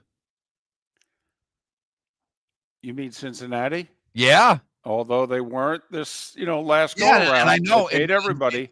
And look how well it's worked. I know. I mean, that's when an owner could be down there with the GM going, I gave you all this money. We're in last place. I mean, come on. And that's when somebody could say, yes, but you didn't invest it in the offensive line. Look at who Baker's throwing to. We can find someone to catch the ball. We can't find someone to block for the guy throwing the ball. Well, and I'm not talking about T. Higgins to the Bucks. I'm just talking about would another team, would the Bills, but they don't have any money. They can't. No, the Bills have the least amount of cap room in the whole league. They have less than $1 million. I mean, their hands are tied. I think they'd have to start going to, Bosa's on a 1-year deal, so you can't go to him. But they've got Oliver, Rousseau, Josh Allen. I don't know if they'd restructure Cook's contract 10 minutes after signing him. But, I mean, they've got places where they could go to make money happen, but they're starting from the worst position in the league. They literally have less than $1 million. They are 32nd in salary cap space this morning. And the guys on the defensive line that you're talking about restructuring in Buffalo, man, oh man, they're not worth it. They're just not. So I get the point. That's where you have to go and look if you're going to make a move. But if I'm the GM, do you just have to say, this is our team and I can deal with it in the offseason, but I can't be paying guys that aren't productive to stick around for a longer period of time and go and cap hell down the road? Mark, here's one of the problems, because I do think the NFL has changed a little bit. I mean, obviously, there are a ton more trades made compared to what there was just 5-7 years ago. All right. It was as if you needed a court order to make a deal in the NFL in the late 2010s. And now, obviously, it is a different league. But, Mark, you got to look at the teams that are out of it. How many teams that are in it are going to be trading away players? Well, Mark, there's only 4 teams below 500 in the NFC right now. I mean, the teams Dallas, Jerry has said, by the way, this I will say is a big game for what the Cowboys are going to do. They beat Washington at home. Mark, we talk all the time in other leagues about are you in or out? In baseball, particularly leading up to the deadline, they got this big 6-game homestand. If they go 4-2 in it, they're probably buyers. If they go 2-4, they're sellers. This Commanders home game for the Cowboys is a big deal to determine what they could be doing at the deadline. But Cowboys, Giants, Saints, Cardinals. Now, I will say that's a roster with some good players. Now, if I'm Arizona, I'm not selling. I'm finding a new quarterback. But that's a team with some players. All right. But to your point in the AFC, the teams that are out of it, and for whatever reason, we didn't hook up with Chris Perkins this morning. Our apologies. I don't know what's going on. Something must have happened because he's been on time every time, and he's not responding. So, but he even said last week when we talked about getting rid of somebody, he's like, who's there that is tradable right now? I think there's one player you could move. He's been their best best pass rusher, Bradley Chubb. So you think the Dolphins can unload Bradley Chubb? He's the only guy playing up to his potential on that defensive front. Nobody else is. So if you're another team, do you just think a change of scenery is going to change a Sealer, is going to change a Phillips? Chubb's getting sacks. Okay. I like it. Who on the Jets is tradable, David? There's a few, I think. But, if you're the Jets, are you really going to trade off good players? You don't have enough of them. Thank you. I do. The big defensive lineman, I think, could be had. What do the Titans have that somebody wants? Oh, that's a bad roster, David. I agree. You mentioned Crosby with the Raiders. Okay. I do think the Giants have some good defensive linemen. It's the strength of their team. I don't see them trading them.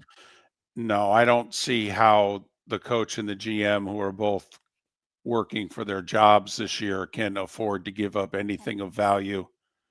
Everybody in the North thinks that they're in it in the NFC. Right. The Falcons, obviously, they're still in it. They're over 500. The Panthers are 3-3. I don't think they'd make a trade for the future. They might, and I don't know what's there, from on the defensive side that you'd want. But you got the Dolphins, you got the Jets. All right. I will say, the Ravens are so banged up. Who's left? Bengals, Browns. Okay. Now, I don't know. We all know the one great player that's on Cleveland. They have other good ones. That defense is really good. If I'm Buffalo, you'd want to pry away from that defense. And if I'm Buffalo, I got to be looking at guys on that defense going, man, we could use a bunch of your guys. We really could. You willing to give up? But the Bills don't give up draft capital. And that's all they have that they can trade right now. Right. So while I think there will be some trades, the fact that right now in the NFC you have more haves than have-nots, I don't see a lot of flexibility there. And the teams that are bad in the AFC, the Saints are awful. What do they have that somebody wants? Probably, solid players, don't know if they have difference makers. But that's why I mentioned Max Crosby. The Raiders are 2-4. They're not thinking of selling today. That could change very quickly. Very quickly. Pete doesn't have long, and Tom Brady, the word is not very patient.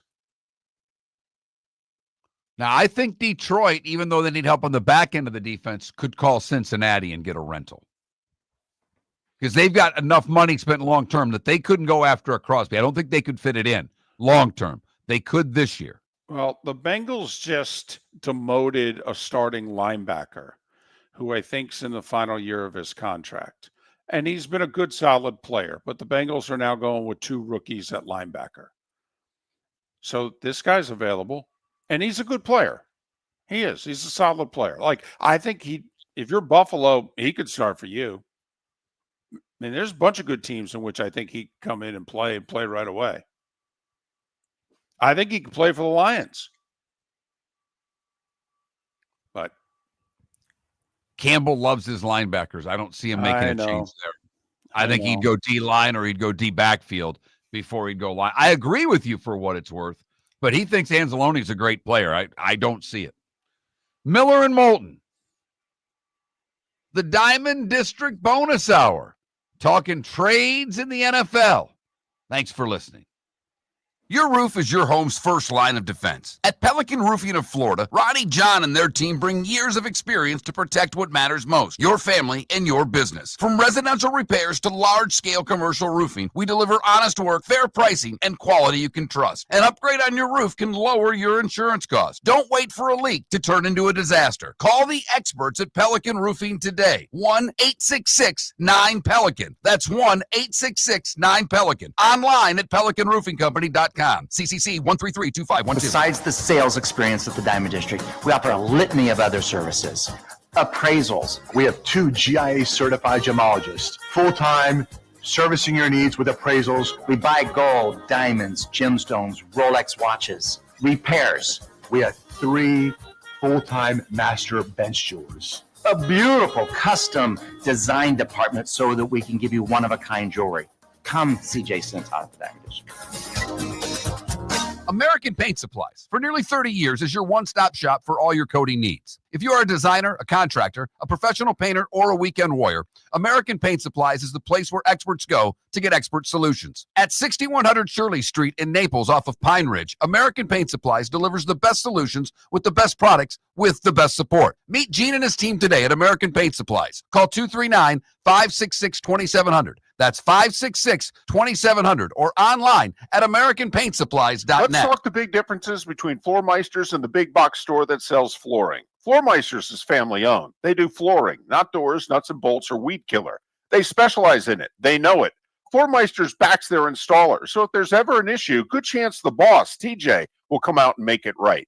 Floormeisters prices beat the box stores every day of the week. When you think flooring, think Floormeisters in Naples. Floormeisters.com. Real people, real prices, real quality selection. The Floormeisters, just keeping it real. This is Miller and Moulton.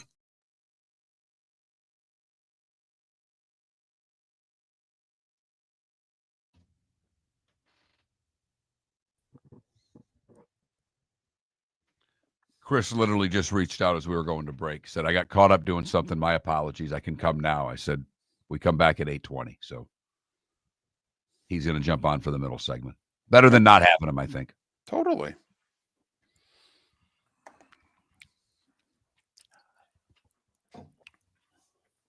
There he is. Have an unexpected family matter. Not with all that we pay you for this, Chris, we're really pissed off. Just hope everything's okay. That's all. We always, with guys who are super dependable, we always think that something's gone bad. So we just hope everything's okay. Yeah, it's working as well. I appreciate it. Is it me? I'm hearing. It's you were scratchy the last segment. I don't know if it's the internet here in the building, David. I'm a little worried about it. Gotcha. Chris, sound okay to you? He didn't there. Talk to me. No, okay. Let me. Yeah, we're good now. We're good now. All right. Okay. We were laughing. People were like, "You must not like you. You know, this must be tough on you this year." And we're like, no. Tough is mediocre. Right. 5-1 or 1-5. It's 2-4, 3-3 that sucks. That's right. They do keep providing storylines, don't they? Right. I mean, my goodness. Yeah. They're quite a team. I mean, Tua, my goodness. Like, what are you thinking? Yeah, boy, is he getting carved up by everybody. Everybody. And it took everything that I had not to carve them up post-game, but I wasn't actually in the interview room. I go in the locker room. When Tua speaks, the locker room opens, and I always go in the locker room, and my coworker, David Furones, played the video for me, and so I heard it, but I was like, I still don't have full context. So really what I did, I just said what he said was stupid. I didn't say Tua was stupid, but I said what he said was stupid. And I even today, I'm not sure what I'm going to do because locker room opens when he takes the podium at 3:15. And I would kind of rather make my way through the locker room and talk to players, but I don't know how many players are going to be in there because if they're smart, they know the line of questioning. Right. Question for you. I don't want names, Yep. You've been there long enough. Do you have guys that will talk to you off the record and give you the straight poop by now? Yep. I figured. I mean, you've been there long enough, and I get it. You get relationships, and right. That's everything.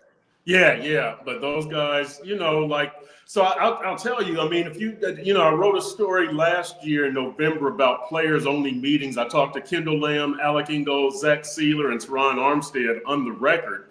And they were all good about, talking about what happened in those players only meetings.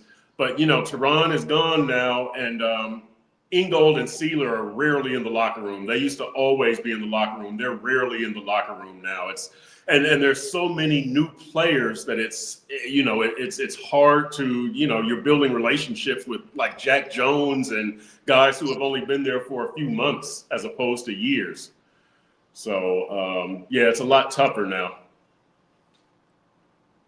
It's just a different world too. I mean, that's also telling guys and been there, guys who, used to make themselves available, and now they're kind of like, nope, I'm out. Yep, correct. Oh, interesting. That's 100% correct. Yeah, because there are always guys that hide in the training room because you can't go in there, right? Right. Yep. And they're only required to talk once a week, and so it gets into all that. And I can't say that I blame them because you're 1-5, and it's a disappointment. The line of questioning. It's why do you suck? It's gonna be the same thing every week. So I get it, but I would love to. Get some of those guys alone. And media relations always follows me around because I like to do one-on-one interviews and not group interviews. And so they're always kind of following me around and writing down who I talk to and all that kind of stuff. They do that for all of us, but and really every team kind of does that. They do that on the down low. I hate that. Welcome back to Miller and Moulton. Text the guys what's in your mind at 21,000. That's 21000. And now, here's David Moulton. At 21 minutes past the hour, we've got 10 minutes with Chris Perkins. He covers the Dolphins for a living for the Sun Sentinel, sun-sentinel.com. You can follow him on X at Chris Perk, P-E-R-K. What's more surprising or even shocking? What Tua said or the fact that he said it? Where did this come from? The fact that he said it, why are you saying this in a public forum on the podium after you lose a game? This is not the place. This is not the time.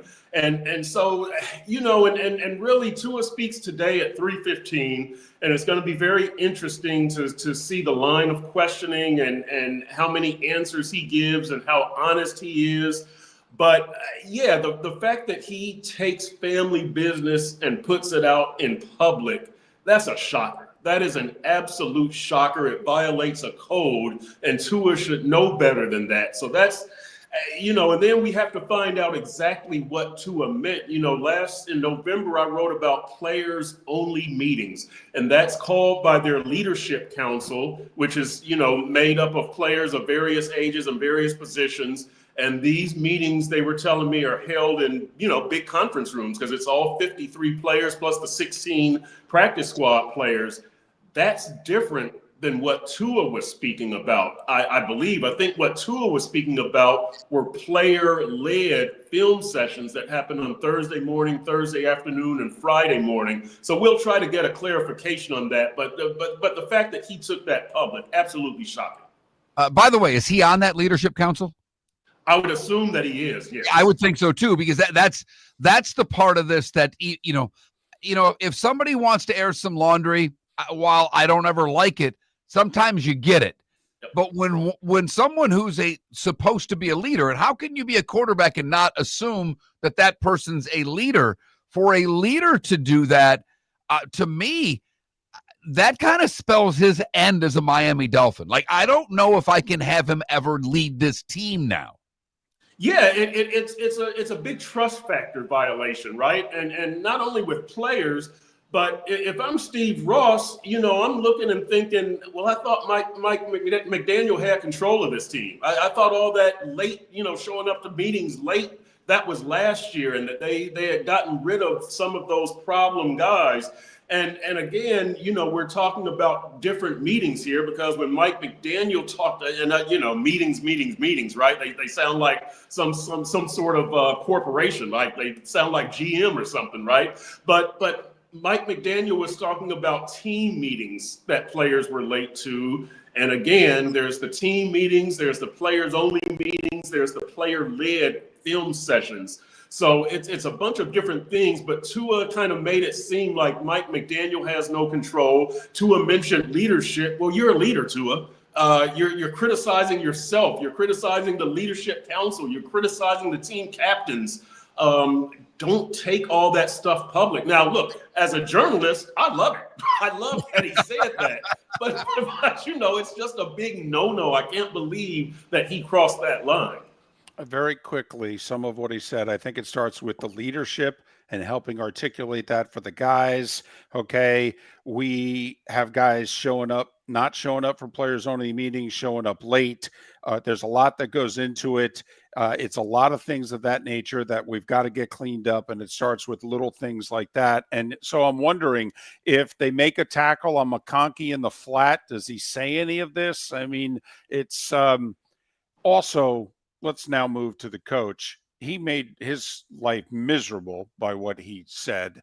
You got to think if Mike loses Sunday, I mean, you go to the 1-5 Browns, even though you're 1-5, you go and lose to Dylan Gabriel and the Browns. I mean, Chris, when we talk next week, he's not the coach.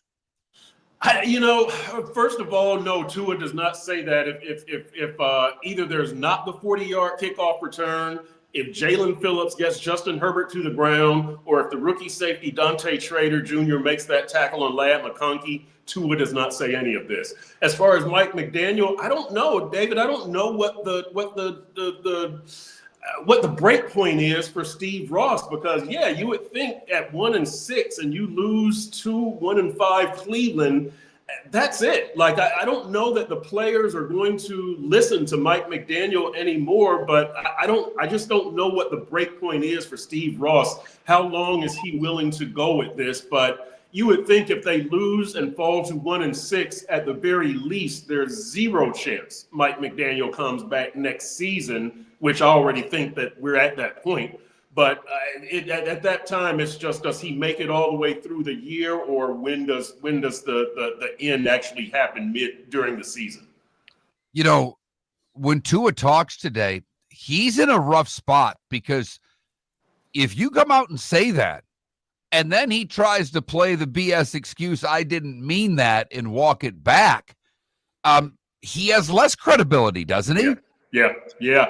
You know what? And I hate to say this as a journalist, I think probably the wise strategy for Tua would be to field 4 or 5 questions on the topic, and then say, guys, I've talked all I'm going to talk about that. I'm looking ahead to Cleveland now.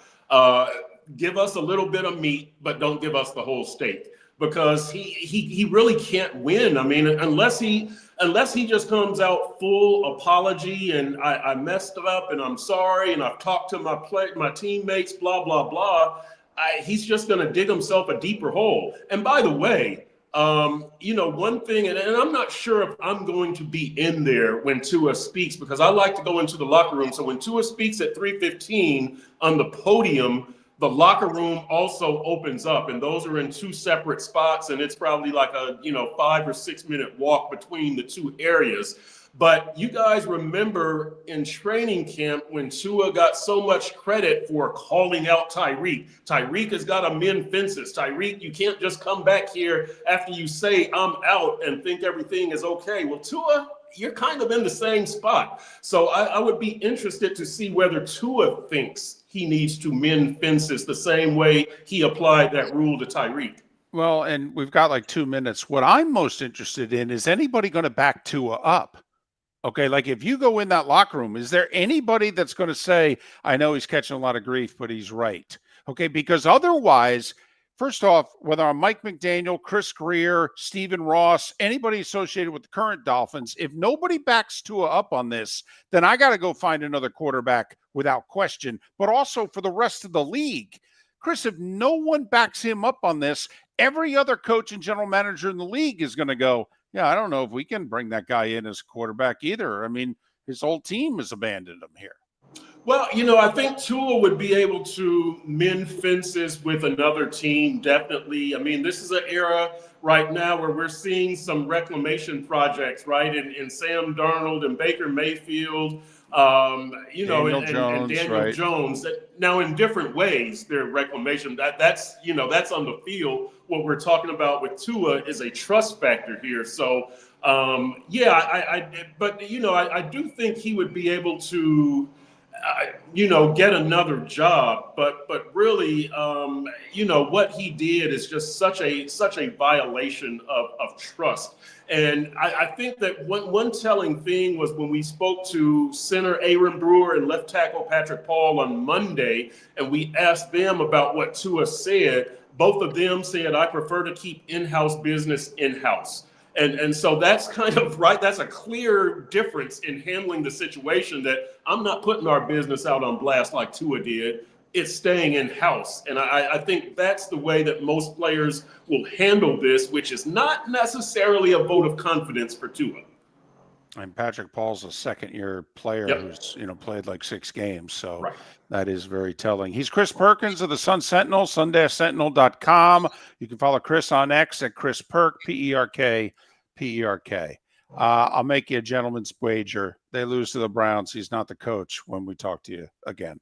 I did pick him to lose to the Browns. But I just don't. Steve Ross is just he's a big question mark, isn't he? On many fronts. I don't know what Steve Ross is thinking, but you might be right there, David. You might be right. Thanks, Chris. All right, thanks, guys. Appreciate it. Chris Perkins, Sun Sentinel, sun-sentinel.com. Chris Perk, P-E-R-K. On X. Good, bad, and ugly. What's on tap? Today was the day when. Some final thoughts, a pick or two, all coming up on Miller and Moulton. Your roof is your home's first line of defense. At Pelican Roofing of Florida, Ronnie John and their team bring years of experience to protect what matters most, your family and your business. From residential repairs to large-scale commercial roofing, we deliver honest work, fair pricing, and quality you can trust. An upgrade on your roof can lower your insurance costs. Don't wait for a leak to turn into a disaster. Call the experts at Pelican Roofing today. 1-866-9-PELICAN. That's 1-866-9-PELICAN. Online at pelicanroofingcompany.com. CCC 1332512. When Glass Doctor replaces your windshield, we don't just send you on your way, we send you off protected. Your local Glass Doctor includes the industry's only 12-month windshield protection plan at no extra cost. That means unlimited chip repairs and even a one-time replacement if needed. High-quality service backed by real peace of mind, right here in your neighborhood. Glass Doctor, Glass Doctor. Call the Glass Doctor, we fix your pains. Oh, yeah. Exclusions apply. See your local Glass Doctor for details. This year during Thanksgiving week, Fort Myers takes the national stage, hosting not one but 2 elite women's college basketball tournaments, the Fort Myers Tip-Off and Coconut Hoops, both featuring Power 4 teams and nationally ranked programs. Few places in the country can showcase this level of talent. We're proud that Fort Myers is one of them. Don't miss your chance. For tickets, go to visitfortmyers.com/basketball. Lee County, building a better community through business, sports, and tourism. American Paint Supplies, for nearly 30 years, is your one-stop shop for all your coating needs. If you are a designer, a contractor, a professional painter, or a weekend warrior, American Paint Supplies is the place where experts go to get expert solutions. At 6100 Shirley Street in Naples off of Pine Ridge, American Paint Supplies delivers the best solutions with the best products with the best support. Meet Gene and his team today at American Paint Supplies. Call 239-566-2700. That's 566-2700 or online at AmericanPaintSupplies.net. This is Miller and Moulton.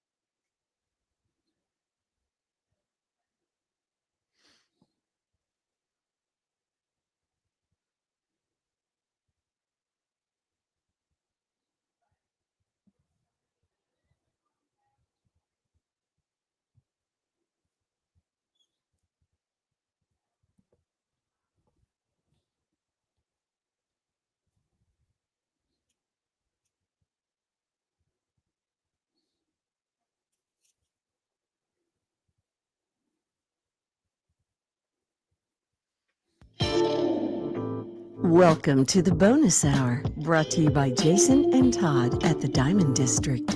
And now, here's Mark Miller and David Moulton.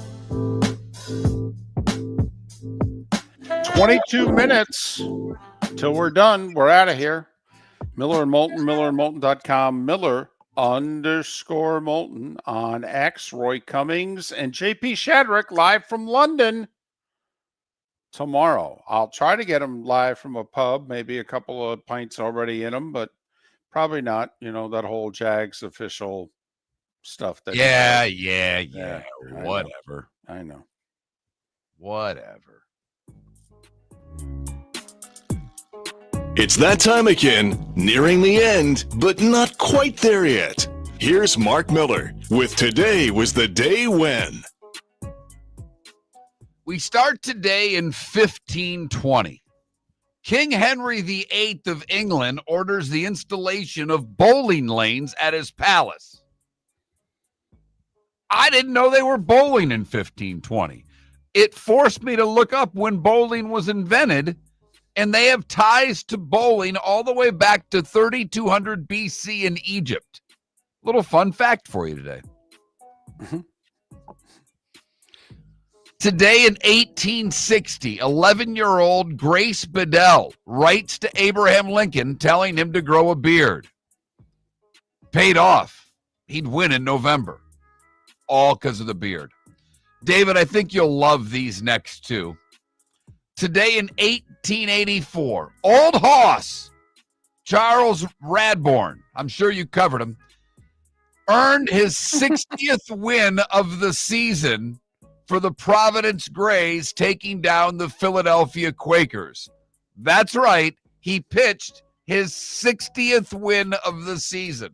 Damn. Right. And in 1899, the Cleveland Spiders close out the season, losing both ends of a doubleheader. They would end the year with a record of 20-134. 1933, the 20th Amendment goes into effect, changing the start of a presidential term from March to January. I Love Lucy debuted today on CBS in 1951. Charlotte's Web was published today in 1952. The Cardinals beat the Yanks in 7 today in 64. The 7th title for the Cardinals, your MVP, Bob Gibson. And it was the beginning. That was the end for the Yankees.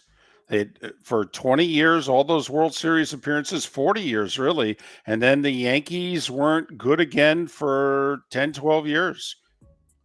LBJ created the Department of Transportation, or signed a bill creating it today in 66. Al Order wins the discus today at the Mexico City Games in '68, the fourth consecutive Olympic gold for the American discus thrower. MSG TV began broadcasting today in '69, Rangers North Stars. Dolly released Jolene today in '73. Debbie Boone's You Light Up My Life goes #1 and stays there for 10 weeks in '77. I only did that with anticipation of David singing that song around the house today. Well, actually, I'll be singing Jolene. The Knicks retired Walt Frazier's #10 today in '79. Oklahoma broke their own previous record for rushing yards in a game today in '88. 768 yards. It was today in '88. Gibby comes off the bench and hits a 2-run home run to give the Dodgers a 5-4 win over the A's in the first game of the World Series. And I don't believe what I just saw. I'm ticked off, too. I blew it because I actually had sent myself the sound to have it, and like a dope, I didn't get it pulled up. I don't believe what I just saw. The late, great Jack Buck. Gretzky surpassed Howe as the NHL's all-time scorer today in '89. Clarence Thomas confirmed as a Supreme Court justice today in '91. Curbed debuted on HBO today in 2000. The Marlins beat the Cubs for the NLCS today in 2003. The first gloved heavyweight champ and last bare knuckle champ, John L. Sullivan, writer of The Godfather, Mario Puzo, and Penny Marshall, would have all celebrated birthdays today.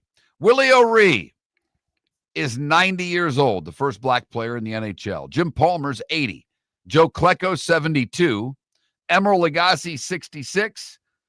And Teoscar Hernandez, the subject of our poll question today, is 33. What did I miss, David? I don't know.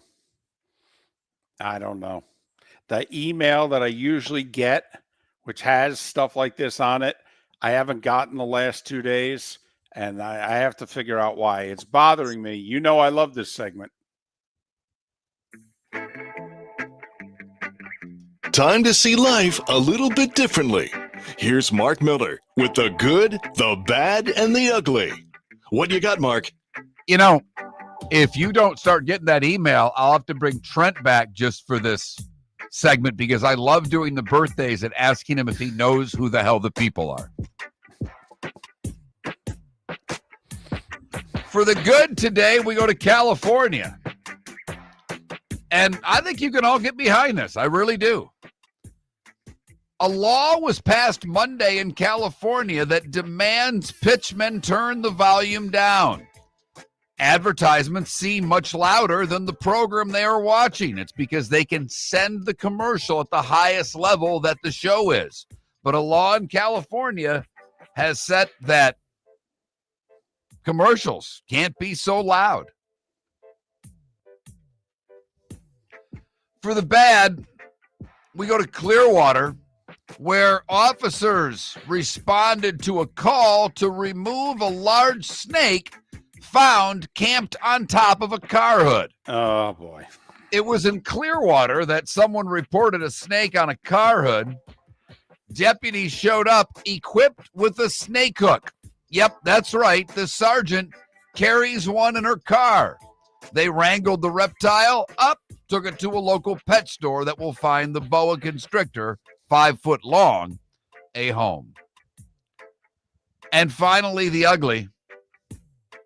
We go to David's home state of New Jersey, Hudson County, David, where a woman upset at a customer taking too long in line at Marshall's went nuts. The victim checked out. The accused followed her out after buying her stuff at Marshall's, some of which were kitchen knives, and then stabbed her in the parking lot 4 times. Wow. In front of her family. Amber Thompson. And look it, I don't trust Amber's. Certainly not as crazy as Ashley's, but Amber's, they're their own crazed. Amber Thompson, the 25-year-old of Newark, got into an argument with another customer over the speed of the checkout line and then stabbed her in the parking lot. So not the number of people or items in the checkout line, the speed of said checkout line. Correct. She was found in the marshal's bathroom with the kitchen knife laying atop the baby changing station. That, David, is the good, the bad, and the ugly on today, Wednesday, October the 15th. And it's brought to you by the Cape Coral Police Department. Hiring new officers, great pay, great benefits. Where do they go to find out more, David? CapeCops.com. CapeCops.com. I don't believe what I just saw.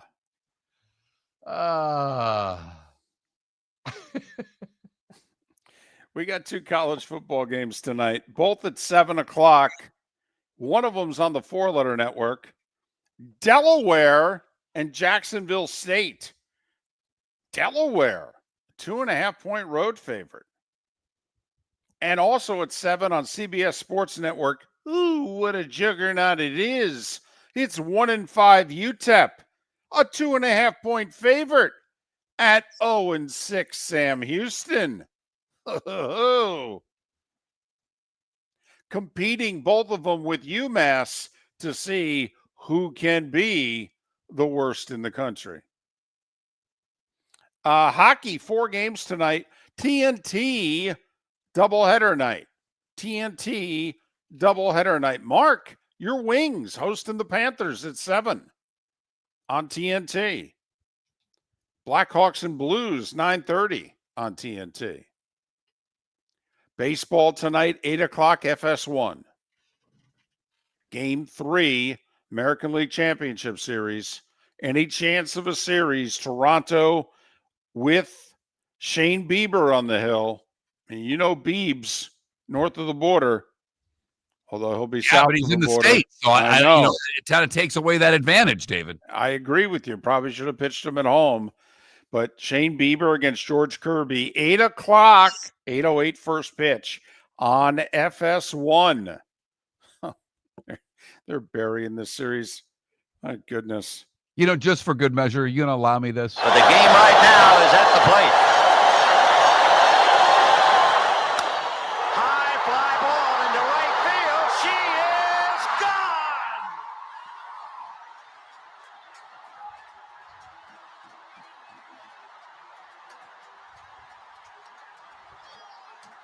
In a year that has been so improbable, the impossible has happened.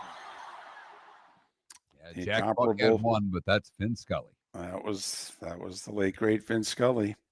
That was on NBC. Jack's call was on I think it was called CBS Radio then, but Westwood One now. I didn't have the timing there, but I couldn't go without playing it.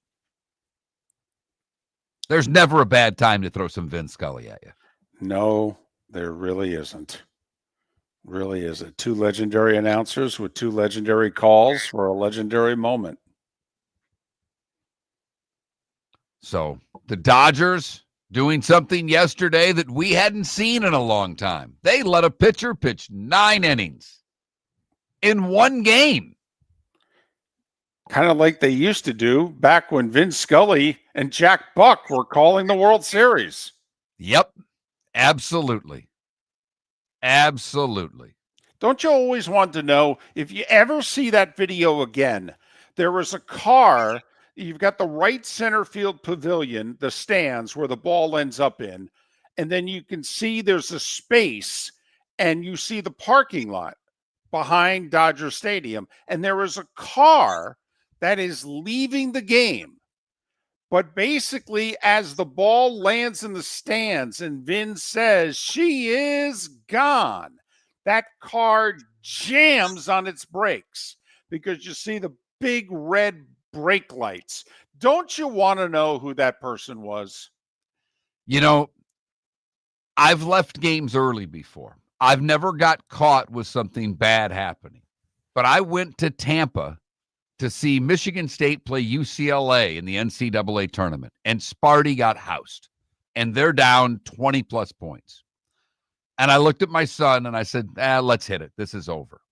They came back and nearly won the game. I would have never been able to handle that if Michigan State would have won. I'm listening on the radio, rooting like hell, and just kicking myself for not staying. Never again. Never again. I just want to know, did anybody ever track that person down and talk to him? Because obviously he's listening on the radio. Yeah, probably. I mean, not like they could get a plate. You know, I mean, there's no way probably to find unless he said, I'm the guy. Right. Come on, somebody had to know who he was. But it's not like nowadays you just, take a picture, you post it on the internet. Who is this person? Eventually, somebody can send you the information, you track them down. I have always wondered, who was that person going, you see those red brake lights? That was me. And would that person ever admit it? Because obviously they hit the brake lights because they're listening to the Dodger broadcast as they pull out. And I got to tell you, if you've ever been to when Dodger Stadium is packed, and it usually is. Now, it's not packed in the first and second inning, and oftentimes it's not packed in the eighth or ninth. But that was 4-3 going to the ninth, and it was the World Series. So they did stay to the end, except for that car. And they got home in 20 minutes. They did, but they didn't see it. And everybody else got home a little later. Yeah, everybody else got home in 2 hours. He got home in 20 minutes.